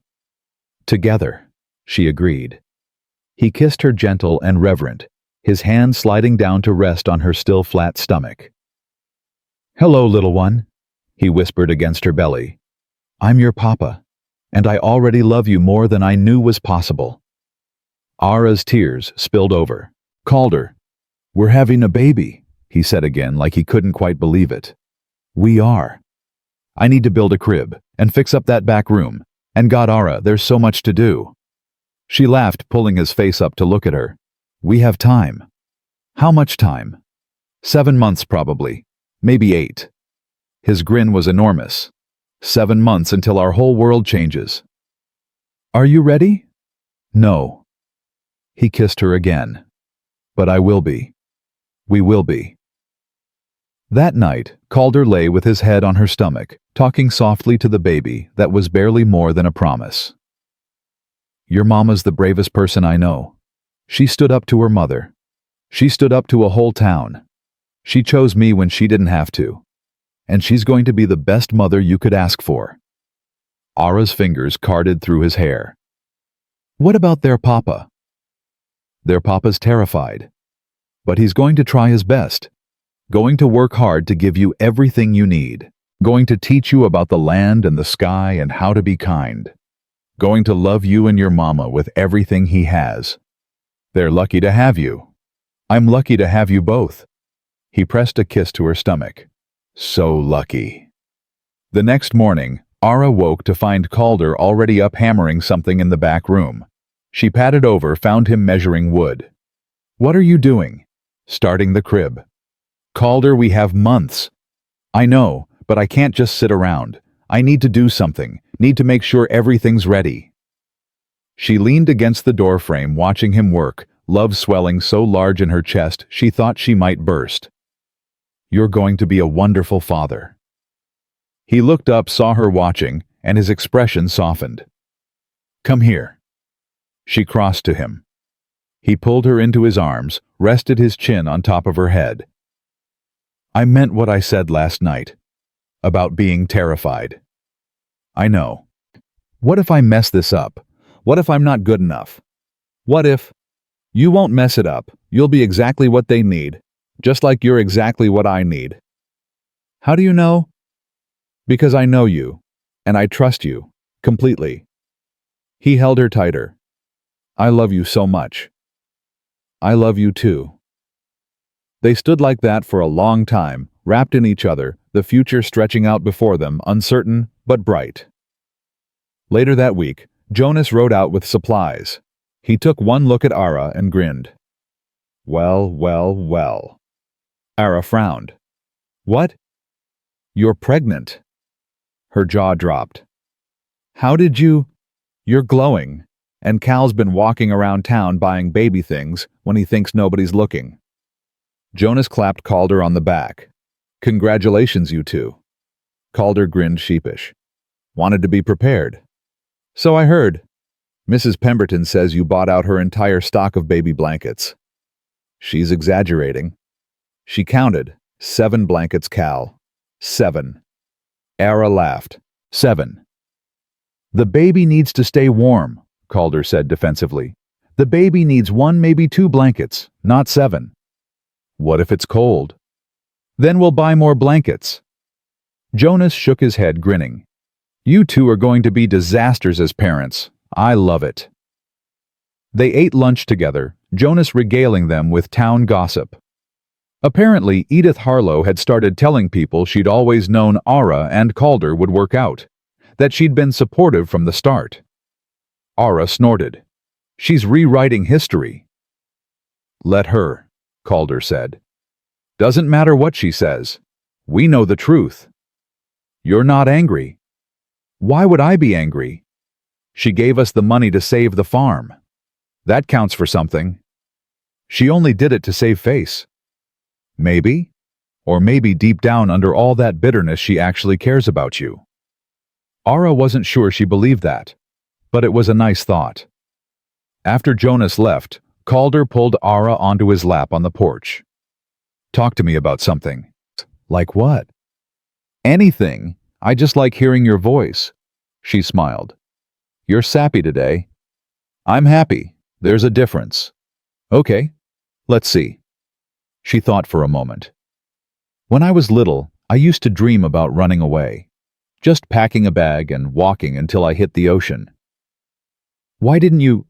Because I was scared. Of being alone. Of not having enough money. Of the world being bigger and scarier than I could handle. She leaned her head back against his shoulder. I thought leaving was the only way to be free. Turns out, I just needed to find the right place to stay. His arms tightened around her. I'm glad you stayed. Me too. They sat in comfortable silence, watching the sun dip toward the horizon. Tell me about the baby, Calder said suddenly. What about the baby? What do you think they'll be like? I don't know. Strong, probably. Stubborn. Like their mama. Kind. Patient. Like their papa. She turned to look at him. Do you care if it's a boy or a girl? No. Just want them healthy. Want you healthy. I want them to have your eyes. I want them to have your smile. I want them to have your heart. I want them to have your courage. She kissed him soft. I think they'll have the best of both of us. I think so too. That night, lying in bed with Calder's hand on her stomach, Ara thought about how much had changed in such a short time. 2 months ago, she'd been trapped in her mother's house, convinced her life was over before it started. Now she was married to a man she loved, pregnant with a child she already adored, living on a farm she'd helped save. It wasn't the life she'd imagined. It was better. What are you thinking about? Calder murmured, half asleep. How happy I am. Yeah. He kissed her temple. Good. That's all I want. For you to be happy. I am. So happy it scares me sometimes. Why does it scare you? Because I keep waiting for something to go wrong, for this to be taken away, for the other shoe to drop. Nothing's going wrong. Nothing's being taken away. His hand pressed firm against her stomach. This is real Ara. This is ours. And nobody is taking it from us. She wanted to believe him, and maybe finally she did. I love you, she whispered. I love you too. Both of you. She fell asleep in his arms, dreaming of a future that no longer felt impossible, but inevitable, bright and beautiful, and theirs. 3 months passed like water through fingers, fast and precious, and impossible to hold on to. Ara's belly grew round, and with it came changes she hadn't expected. Her body ached in new ways. Her emotions swung wild, from laughing one moment to crying the next. Some days she felt strong enough to work the entire farm herself. Other days she couldn't get out of bed without help. Calder was patient through all of it. When she snapped at him for breathing too loud, he just smiled and left the room. When she cried because the bread didn't rise properly, he held her and promised tomorrow's bread would be perfect. When she woke at 3 in the morning, craving pickles and honey, he went to the cellar without complaint. You're too good to me, she said one night, watching him rub her swollen feet. Impossible. Can't be too good to you. I've been awful lately, short-tempered and weepy, and you're growing a human being inside you. You're allowed to be all those things. She felt tears prick her eyes again. See? There I go, crying over nothing. He set down her foot, moved up the bed to pull her into his arms. It's not nothing. You're scared. I'm scared too. You don't act scared. Because one of us has to pretend we know what we're doing. He pressed a kiss to her forehead. But I'm terrified, Ara. What if something goes wrong during the birth? What if I can't provide enough for 3 of us? What if I'm a terrible father? You won't be. How do you know? Because you already love this baby more than anything. That's half the battle right there. He rested his hand on her belly. The baby kicked against his palm, and his face lit up like sunrise. They're strong, he whispered. Takes after their father. Stubborn too. That's all you. She laughed, wiping her eyes. We're going to be okay, aren't we? Yeah, we are. But 2 weeks later, everything changed. Ara was hanging laundry when the pain hit. Sharp, sudden, stealing her breath. She dropped the shirt she was holding and grabbed her stomach. No. Too early. Another pain, sharper this time. She stumbled toward the house, each step agony. Calder. He was in the barn, too far to hear. She made it to the porch steps before her legs gave out. Calder. Louder now, desperate. The barn door flew open. He saw her crumpled on the steps and ran. Ara, what's wrong? The baby. Something's wrong with the baby. His face went white. How do you know? Pain. Bad pain. And... She looked down. Blood. Not much, but enough. Oh, God. Calder, I'm bleeding. He scooped her up, carried her inside, laid her on the bed with shaking hands. Okay. Okay. We need the doctor. I'll ride to town. Don't leave me. Her fingers dug into his arm. Please don't leave me. Ara, I have to get help. Send someone else. Jonas, anyone. Just don't leave. He hesitated, torn between getting help and staying with his terrified wife. Finally, he ran to the door, saw their neighbor's son riding past on the road. Tommy, get over here. The boy rode over confused. Mr. Briggs.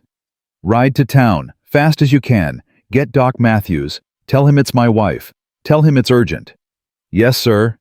The boy took off at a gallop. Calder came back to Ara, took her hand. He's going. Doc'll be here soon.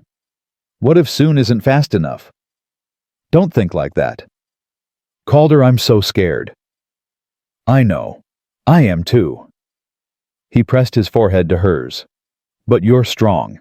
Strongest person I know. You can do this. Another wave of pain hit.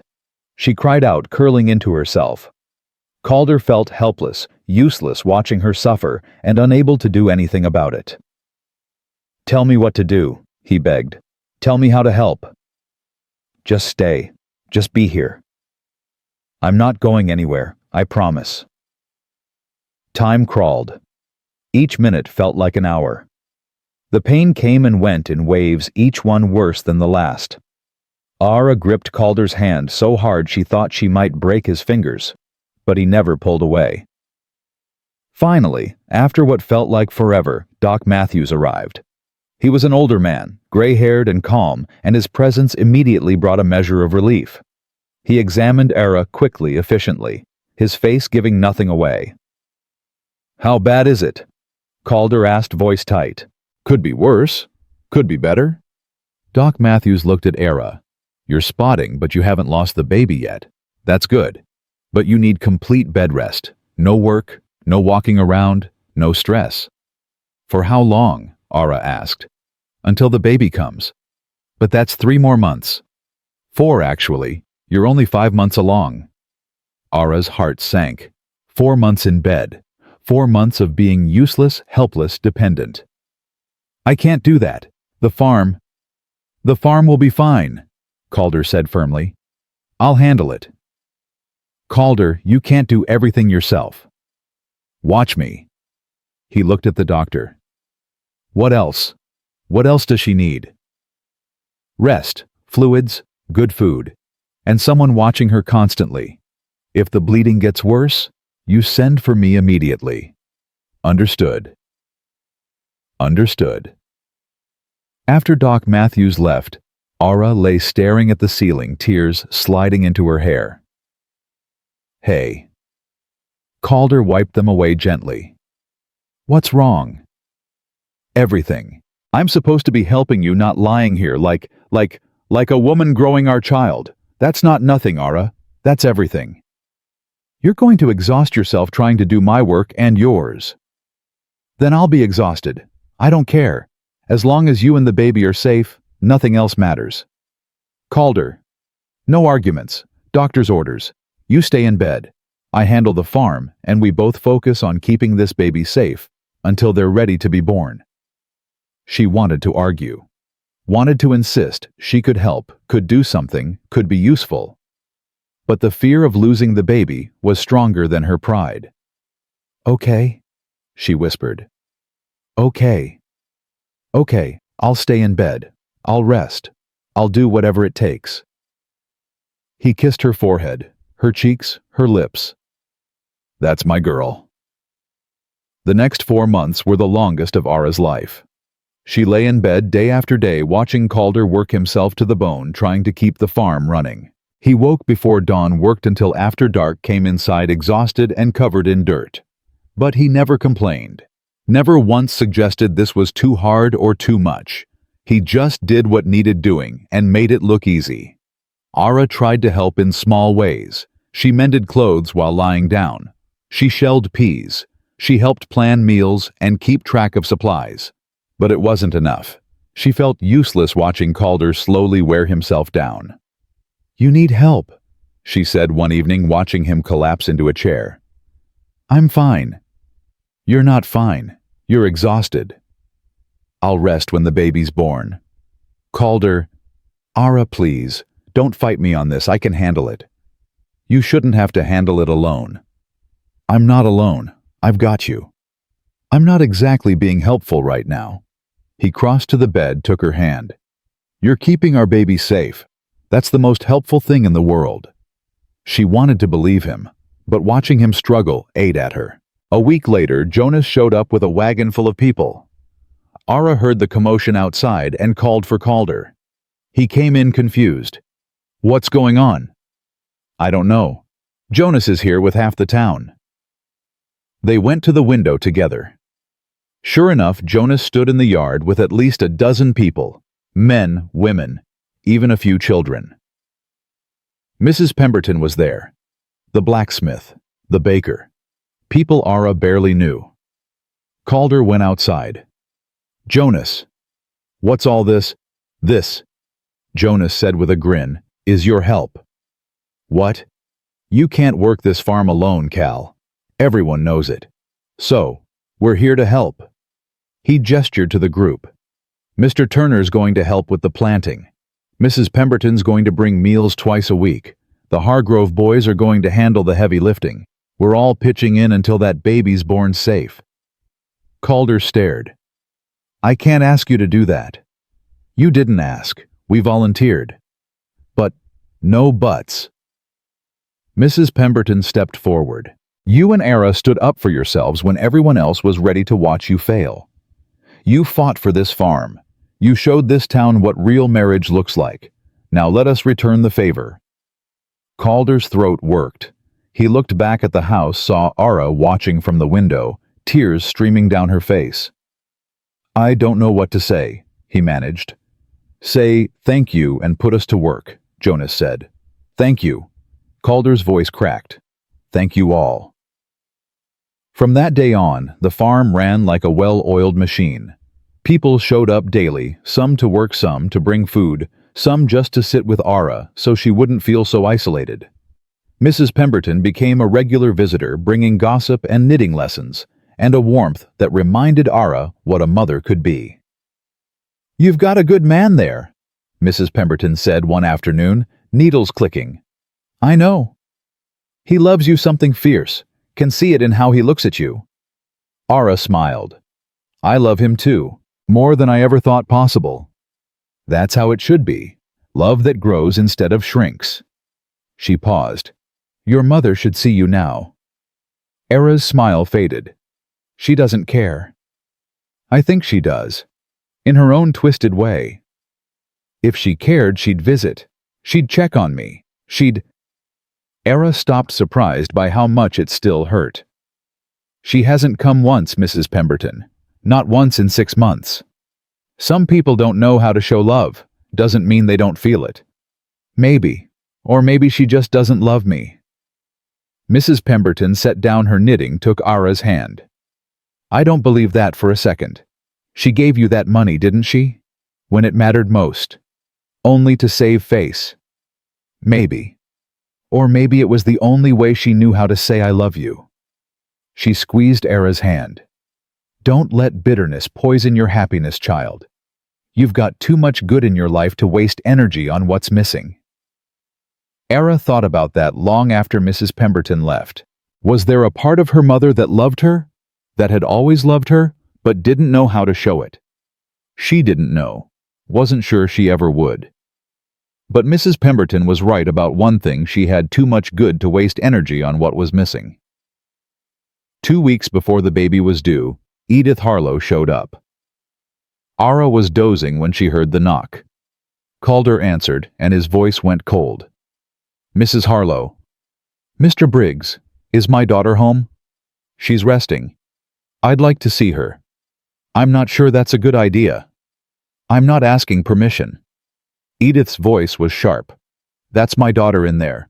My grandchild she's carrying. I have a right. Ara called out, Let her in, Calder. He looked like he wanted to argue, but stepped aside. Edith walked in back straight-face, composed every inch the woman who'd raised Ara with an iron fist and a cold heart. Mama. Ara. Edith looked her over, taking in the swollen belly, the exhaustion, the way Ara's hand rested protective on her stomach. You look terrible.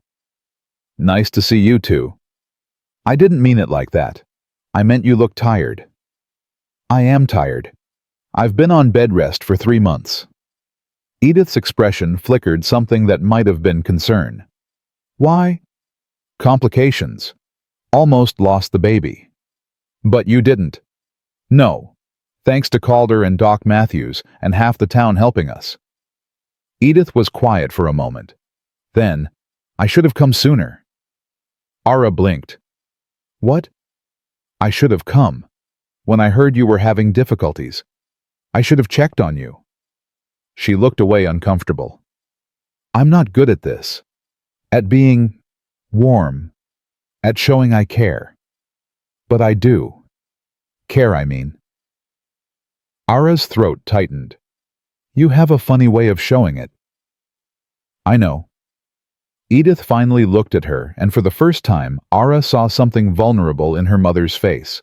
I spent so long being angry at your father, at the world, at myself, that I forgot how to be anything else. And I took it out on you. That wasn't fair. No, it wasn't. I'm not asking for forgiveness. I know I don't deserve it. But I wanted you to know. She stopped struggling. I wanted you to know that I'm proud of you. You stood up to me. You chose your own path. You built a life I couldn't give you. That takes strength. Your father's charm and my stubbornness combined into something better than either of us deserved. Tears spilled down Ara's cheeks. Mama, don't. If you're kind to me right now, I'll fall apart. Edith reached into her bag, pulled out something wrapped in cloth. This is for the baby. I made it. She handed it over. Ara unwrapped it carefully. Inside was a tiny quilt, beautifully stitched, every square perfect, obviously made with painstaking care over many hours. You made this. Started it the day I heard you were pregnant. Figured even if we weren't speaking, my grandchild deserved something from me. Ara traced the stitches with trembling fingers. It's beautiful. It's adequate. It's beautiful, Ara repeated firmly. And it means everything. Edith nodded, blinking fast. I should go. You need rest. Mama, wait. Ara reached out. Will you come back? After the baby's born, I'd like them to know their grandmother. Edith's face crumpled for just a second before she schooled it back to neutral. If you'll have me. I will. Then, yes, I'll come back. She left quickly, like staying any longer would break something fragile inside her. Calder came back in once she was gone, saw Ara crying and rushed over. What did she say? What did she do? I swear if she hurt you. She apologized. He stopped. She what? She apologized. In her own way. And she made this. Ara held up the quilt. Calder took it, examined the tiny perfect stitches. She made this herself. Every square. He looked at Ara, understanding dawning. She does love you. I think so. She just doesn't know how to show it. Do you forgive her? I don't know yet, but I think I want to try. He nodded, set the quilt aside, and pulled her into his arms. You're a better person than me. You'd forgive too if it was your mother. Maybe. Probably. He kissed her temple. I'm proud of you. For what? For being brave enough to let her back in, even after everything. I'm terrified she'll hurt me again. She might. People don't change overnight. But at least you'll know you tried. He pulled back, looked at her seriously. And if she does hurt you, I'll be right here to help pick up the pieces. Promise? Promise. 2 weeks later, Era's water broke. She woke Calder in the middle of the night calm, despite the fear coursing through her. It's time. He bolted upright. Time for, oh God, okay, what do we do? You ride to town, get Doc Matthews. I'll start timing this pains. I can't leave you. Calder, go. Now. He went riding faster than he'd ever ridden, returning with the doctor in record time. Doc Matthews took one look at Ara and nodded. Good. You're doing good. How far apart are the pains? 10 minutes. Then we've got time. Let's get you comfortable. The next 12 hours were the longest of Ara's life. The pain was unlike anything she'd experienced, relentless waves that crashed over her again and again, stealing her breath, making her scream. Calder stayed by her side the entire time, holding her hand, wiping her forehead, whispering encouragement, even though she could barely hear him through the agony. You're doing so good. So good, Ara. Almost there. I can't do this. Yes, you can. You're the strongest person I know. Calder. I'm right here. Not going anywhere. I'm right here. Finally, Doc Matthews said the words she'd been desperate to hear. One more push. Give me one more big push and you're done. She bore down with everything she had left, screaming through the pain, squeezing Calder's hand so hard she felt something crack. And then crying. Loud, angry, beautiful crying. It's a girl, Doc Matthews said, holding up a tiny, perfect screaming baby. You've got a daughter. Ara collapsed back, sobbing. Calder was crying too, staring at their daughter like she was a miracle made flesh. Doc Matthews cleaned the baby, quickly wrapped her in the quilt Edith had made, and handed her to Ara. Meet your mama, little one. Ara looked down at her daughter, red-faced and furious, and absolutely perfect, and felt her entire world shift. This tiny person was hers and Calder's, a piece of both of them combined into something new and precious. Hi, baby girl, she whispered. Hi, I'm your mama, and I love you so much already. Calder leaned over, touched their daughter's tiny hand. She immediately gripped his finger, holding tight. She's so small, he breathed. She's perfect. She looks like you. She has your eyes. You think, I know. They sat there for a long time, the three of them, the rest of the world falling away. Doc Matthews cleaned up quietly, then left them alone to bond with their daughter. What should we name her? Calder asked finally. I don't know. What do you think? Something strong. Something that means she's ours. Ara thought about everything they'd been through to get here. The forced marriage, the fight for the farm, the complications, the fear, the love that had grown from nothing into everything. Hope, she said suddenly. Calder looked at her. Hope? Because that's what she is. Our hope. Our future. Everything we fought for, wrapped up in one tiny person. His eyes shone. Hope Briggs. I love it. Hope Briggs, Ara repeated, looking down at her daughter. Welcome to the world, baby girl. Hope yawned, showing pink gums, and settled against her mother's chest. Within minutes, she was asleep. She's so peaceful, Calder whispered. She has no idea how much drama went into getting her here. We'll tell her when she's older. Tell her about how her mama stood up to a whole town. How her grandma finally learned to say I love you. How everyone came together to help. Think she'll believe us? Probably not. It does sound pretty unbelievable. He kissed Ara softly. Thank you. For what? For her. For us. For fighting for this family, even when it was hard. Thank you for making it worth fighting for. They stayed like that, wrapped around each other and their daughter until dawn broke and Jonas knocked softly on the door. Can I come in? Yeah, Calder called. Jonas entered, saw the baby, and his face split into a grin. Well, would you look at that? She's beautiful. Want to hold her? Ara asked. Can I? You're her godfather. Of course you can. Jonas took Hope, carefully cradling her like she was made of glass. Hi there, little miss. I'm your Uncle Jonas, and I promise to spoil you rotten and teach you all the things your daddy doesn't want you to know. Calder laughed. Great. That's exactly what I needed to hear.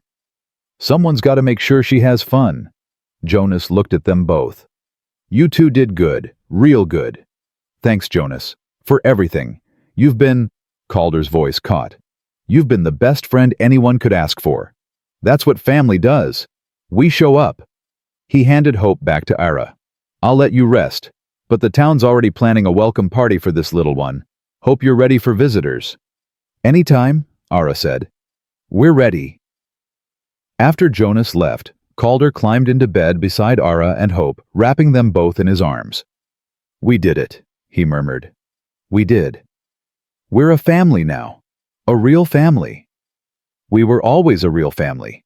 Now we're just bigger. He laughed softly. Bigger. I like that. Hope stirred, made a small sound, then settled again. Ara looked down at her daughter and felt a wave of love so intense it took her breath away.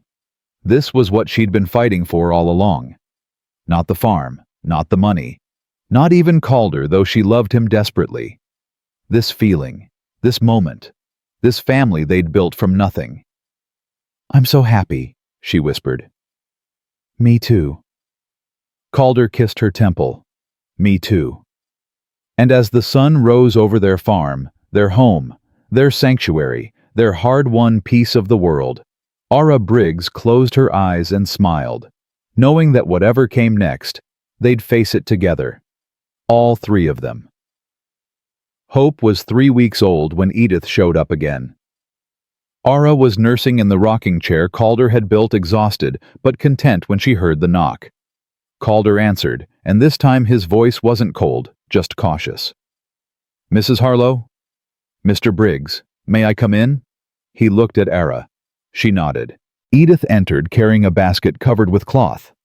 She stopped when she saw Ara with the baby, and something in her face softened just for a moment, but enough for Ara to notice. She's beautiful, Edith said quietly. Thank you. Do you want to hold her? Edith hesitated, looking genuinely uncertain. I don't know if I remember how. It comes back to you. Ara finished nursing, adjusted her dress, and held Hope out.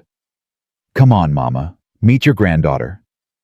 Edith set down the basket and took Hope with trembling hands. She cradled the baby awkwardly at first, then something shifted, muscle memory maybe, from when Ara was this small, and she relaxed. Hello, little one, Edith whispered. I'm your grandmother. I know I wasn't very good to your mama, but I promise I'll try to be better to you. Ara's throat tightened. Calder squeezed her shoulder gently. What's her name? Edith asked. Hope. Hope Briggs. Hope. Edith smiled, a real smile, soft and genuine. That's perfect. That's exactly what she is. They sat together for an hour, Edith holding Hope, while Ara and Calder told her about the birth, the complications, how half the town had helped them through it. Edith listened without interrupting, nodding occasionally, her face carefully composed, but her eyes suspiciously bright. When Hope started fussing, Edith handed her back reluctantly. I brought food, she said, gesturing to the basket. Stew and bread. Figured you two were too tired to cook much. Thank you, Ara said. That's really kind. It's the least I can do. Edith stood, smoothed her skirt. I should go. Let you rest. Mama, wait. Ara shifted Hope to one arm, reached out with the other. Will you come back next week, maybe? You want me to? Yes, I do. Edith's composure cracked just slightly. Then I will. Same time. Same time. After she left, Calder pulled Ara into his side, both of them watching Hope sleep. She's trying, he said. I know. It's strange seeing her like this. Almost human. People can change, if they want to badly enough. Do you think she really wants to? Yeah, I do. He kissed Ara's temple. And I think you wanting to let her try says a lot about you. Says I'm an idiot, probably.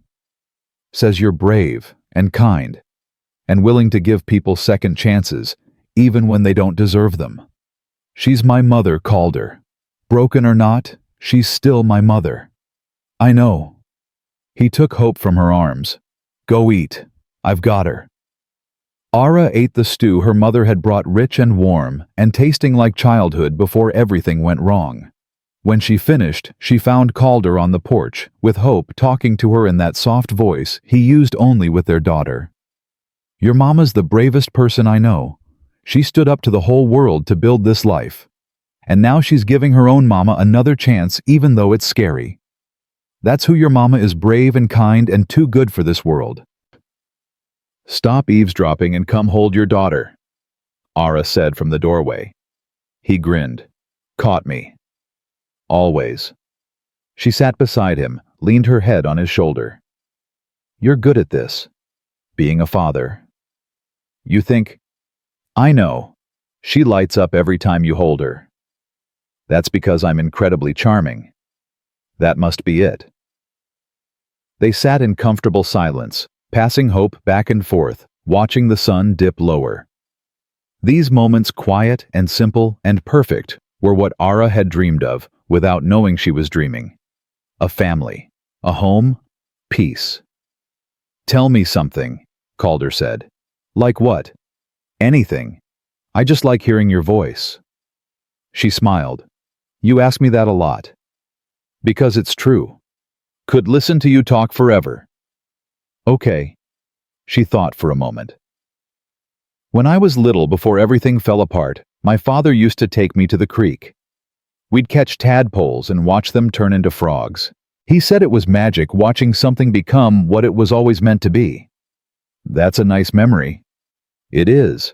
One of the few good ones I have of him. She paused. I used to think I'd never forgive him for leaving, for hurting us. But lately I've been wondering if maybe I already have. Why the change? Because I understand now. Understand that people are complicated, that they can love you and still hurt you. That forgiveness doesn't mean forgetting, it just means choosing not to let the pain define you anymore. Calder was quiet for a moment. That's wise. That's therapy via Mrs. Pemberton. She's been talking my ear off about letting go of bitterness.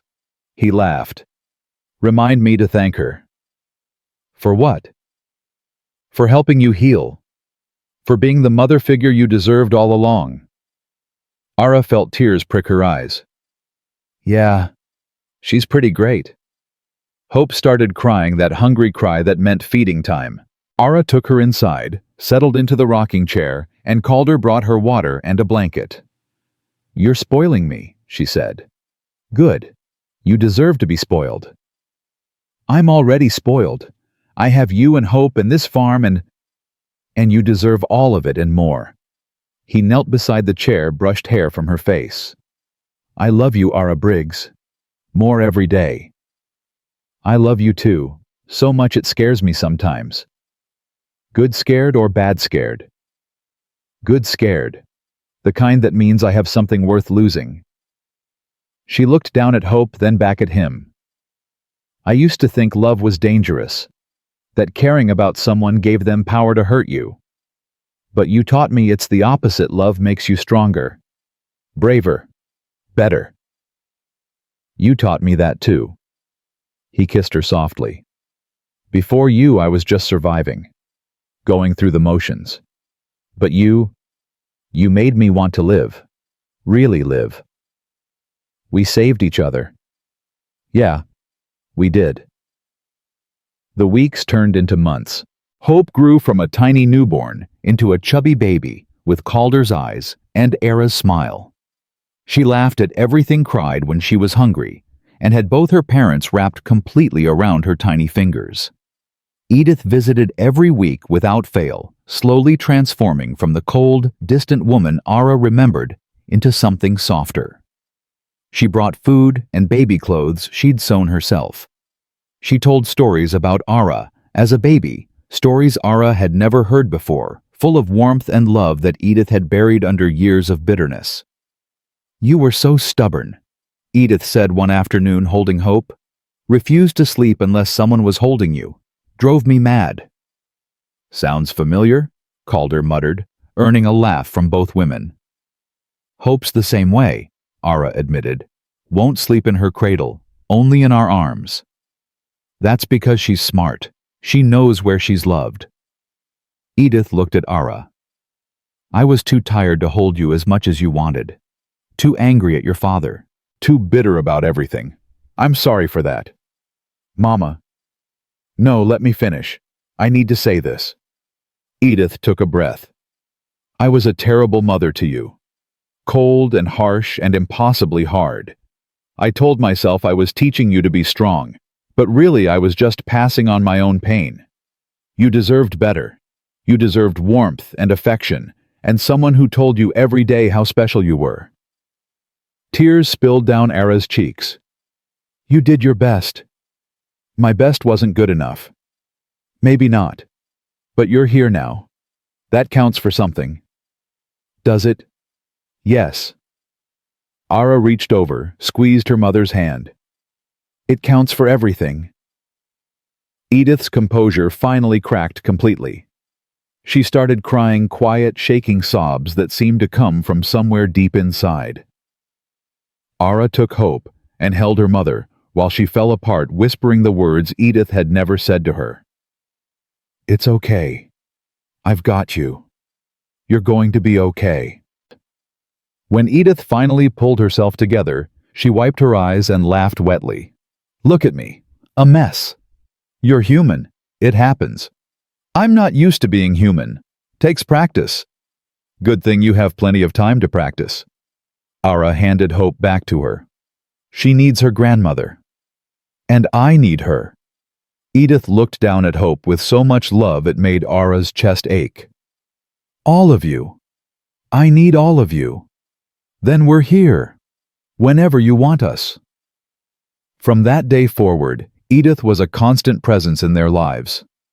She taught Ara how to sew properly, how to preserve vegetables for winter, how to make the stew that tasted like childhood. She played with Hope for hours, singing songs Ara had forgotten, telling stories that made them all laugh.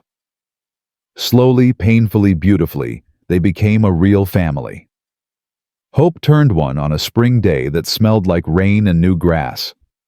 Half the town showed up for the party: Jonas and Mrs. Pemberton and the Hargrove boys and the blacksmith and the baker and dozens of others who'd become family over the past year. They ate cake and watched Hope smash her face into frosting, laughing as she got more on herself than in her mouth. Jonas gave her a wooden horse he'd carved himself. Mrs. Pemberton gave her a dress with tiny flowers embroidered on the collar. Edith gave her a quilt, another one even more beautiful than the first. "You're spoiling her," Ara said. "That's what grandmothers do." Edith smiled. "I'm making up for lost time." As the party wound down and people started leaving, Calder pulled Ara aside. "Come with me. I want to show you something." "Calder, we have guests." "They can wait. This is important." He led her to the barn, to the back corner she rarely went to. There, covered with a tarp, was something large and rectangular. He pulled the tarp off with a flourish. Underneath was a cradle, but not just any cradle, a work of art. Carved wood with intricate designs of flowers and vines, clearly made with painstaking care and endless hours of work. Ara's breath caught. "Calder, I've been working on it for months. Every night after you and Hope went to sleep. Wanted it to be perfect." She ran her fingers over the carvings. "It is perfect. It's the most beautiful thing I've ever seen. Look closer, at the headboard." She did. Carved into the wood were 3 words: "Always choose love." That's our story, Calder said quietly. We chose each other when we didn't have to. We chose to fight for this family. We chose love over everything else. And I wanted Hope to have that reminder, that no matter what life throws at her, she should always choose love. Ara threw her arms around him, crying happy tears into his shirt. How did I get so lucky? I ask myself that every day. He held her tight.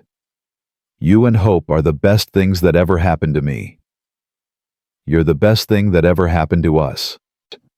They stood there for a long moment, wrapped in each other before heading back to the party. Hope was being passed around like a trophy, giggling as Jonas made funny faces at her. She's happy, Edith said, appearing at Ara's elbow. She is. We all are. I'm glad. Edith was quiet for a moment. Thank you for giving me another chance. I know I didn't deserve it. Everyone deserves a second chance, Mama. You taught me that. I did. No, but you're teaching me now. Ara smiled. Better late than never, right? Edith laughed a real laugh, warm and genuine. Right. As the sun set and the last guests filtered away, the Briggs family sat on their porch. Calder held Hope while she fought sleep, determined to stay awake for every last moment. Ara leaned against his shoulder, content and exhausted. Tell me something, Calder said. Ara smiled. You always ask me that. And you always have something interesting to say. Okay. She thought for a moment. When I was 19 and my mother forced me to marry you, I thought my life was over. And now I know it was just beginning. She looked up at him. You gave me everything I never knew I wanted. A home, a family, love that doesn't hurt, freedom that doesn't feel like running away. You gave me the same things. He kissed her forehead. We saved each other, remember? Yeah, we did. Hope finally lost the battle with sleep, her head dropping onto Calder's chest. He stood carefully, carried her inside, laid her in the new cradle. She looked so small, surrounded by all that beautiful carved wood, but so perfect too. Ara and Calder stood over her, hands clasped, watching their daughter sleep. We did good, Calder whispered. We did. Think we should have another? Ara laughed softly. Ask me again when this one sleeps through the night. Deal. They went to bed wrapped around each other, Hope's soft breathing the only sound in the cabin. Ara lay awake for a while, thinking about everything that had led them here. The forced marriage, the fear, the slowly growing trust, the fight for the farm, the community that rallied around them, her mother's redemption, Hope's birth. All of it, every painful, beautiful moment had been worth it. Because this was home. This was family. This was love. The next morning, Ara woke to find Calder already up making coffee. Hope was babbling in her cradle, talking to herself in that nonsense language babies used. Morning, Calder said, handing Ara a cup. Morning. She sipped, smiled. Still perfect. The coffee, or the morning, both, all of it, everything. He pulled her into his arms, kissed her slow and deep. I love you, Ara Briggs. I love you too, Calder Briggs. Hope's babbling turned into demanding cries. Ara laughed, pulling away. Duty calls. I've got her. You drink your coffee.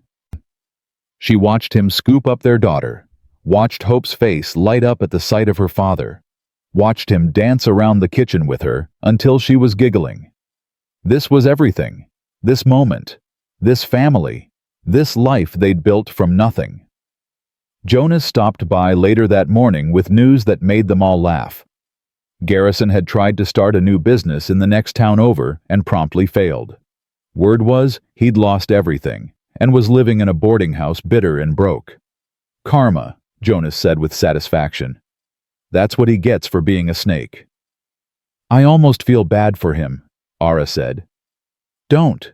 He doesn't deserve your sympathy. Maybe not, but I'm too happy to waste energy on hate. Jonas studied her. You really are happy, aren't you? Happier than I ever thought possible. Good. You deserve it, both of you. He tousled Hope's hair. All three of you. After he left, Calder took Era's hand. Walk with me.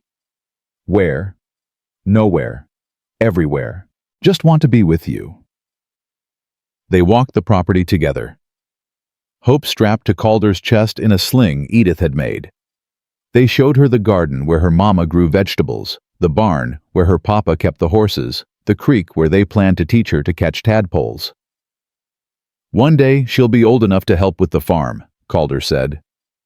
One day we'll have more kids running around causing chaos. You think, I hope so, this place deserves to be filled with laughter. He stopped, turned to face her. Do you ever regret it? Marrying me all of this? Never. Not for a single second. She cupped his face. You're the best thing that ever happened to me, Calder Briggs. You and Hope and this crazy, beautiful life we're building together. Even when it's hard. Especially when it's hard. Because that means we're fighting for something worth keeping. He kissed her there in the middle of their farm, with Hope babbling between them and the sun warming their backs. When they finally broke apart, both smiling Ara felt a wave of certainty wash over her. This was it. This was home. This was forever. 2 years later, they had another baby, a boy they named after Calder's father. 3 years after that, twin girls who looked like carbon copies of Ara. The farm grew. The family grew. The love grew. Edith became a fixture in their lives, arriving every Sunday for dinner, spoiling her grandchildren, rotten slowly, healing the wounds she'd spent years inflicting. She never quite lost her sharp edges, but she softened them enough that the children adored her. Mrs. Pemberton became Auntie Pem, always arriving with fresh bread and terrible jokes that made everyone groan. Jonas became Uncle Jonas, teaching the kids to ride horses and getting them into just enough trouble to be fun. The community that had saved their farm became extended family, showing up for birthdays and harvests and quiet Sunday afternoons. The Briggs farm became known as the place where everyone was welcome, where love was abundant, where broken things came to be healed. And through it all, through the chaos and the joy and the exhaustion and the beauty, Calder and Era remained each other's constant. They still made coffee for each other every morning. They still stole kisses when the kids weren't looking. They still told each other, I love you, like it was the first time every single time. On their 10th anniversary, Calder took Ara back to the oak tree where they'd renewed their vows. Remember this, he asked. How could I forget best day of my life? Well, second best. Our kids' births are tied for first. He laughed. Fair. He pulled something from his pocket, a piece of paper worn and folded many times. What's that? The first note I ever left you. Remember? The morning after our wedding night. Ara took it, read the familiar words. Good morning. Didn't want to wake you. I'll be in the north field when you're ready to talk. No rush. You kept this. Of course I kept it. It was the first morning of the rest of our lives. He took her hands. I want to write you 1,000 more notes.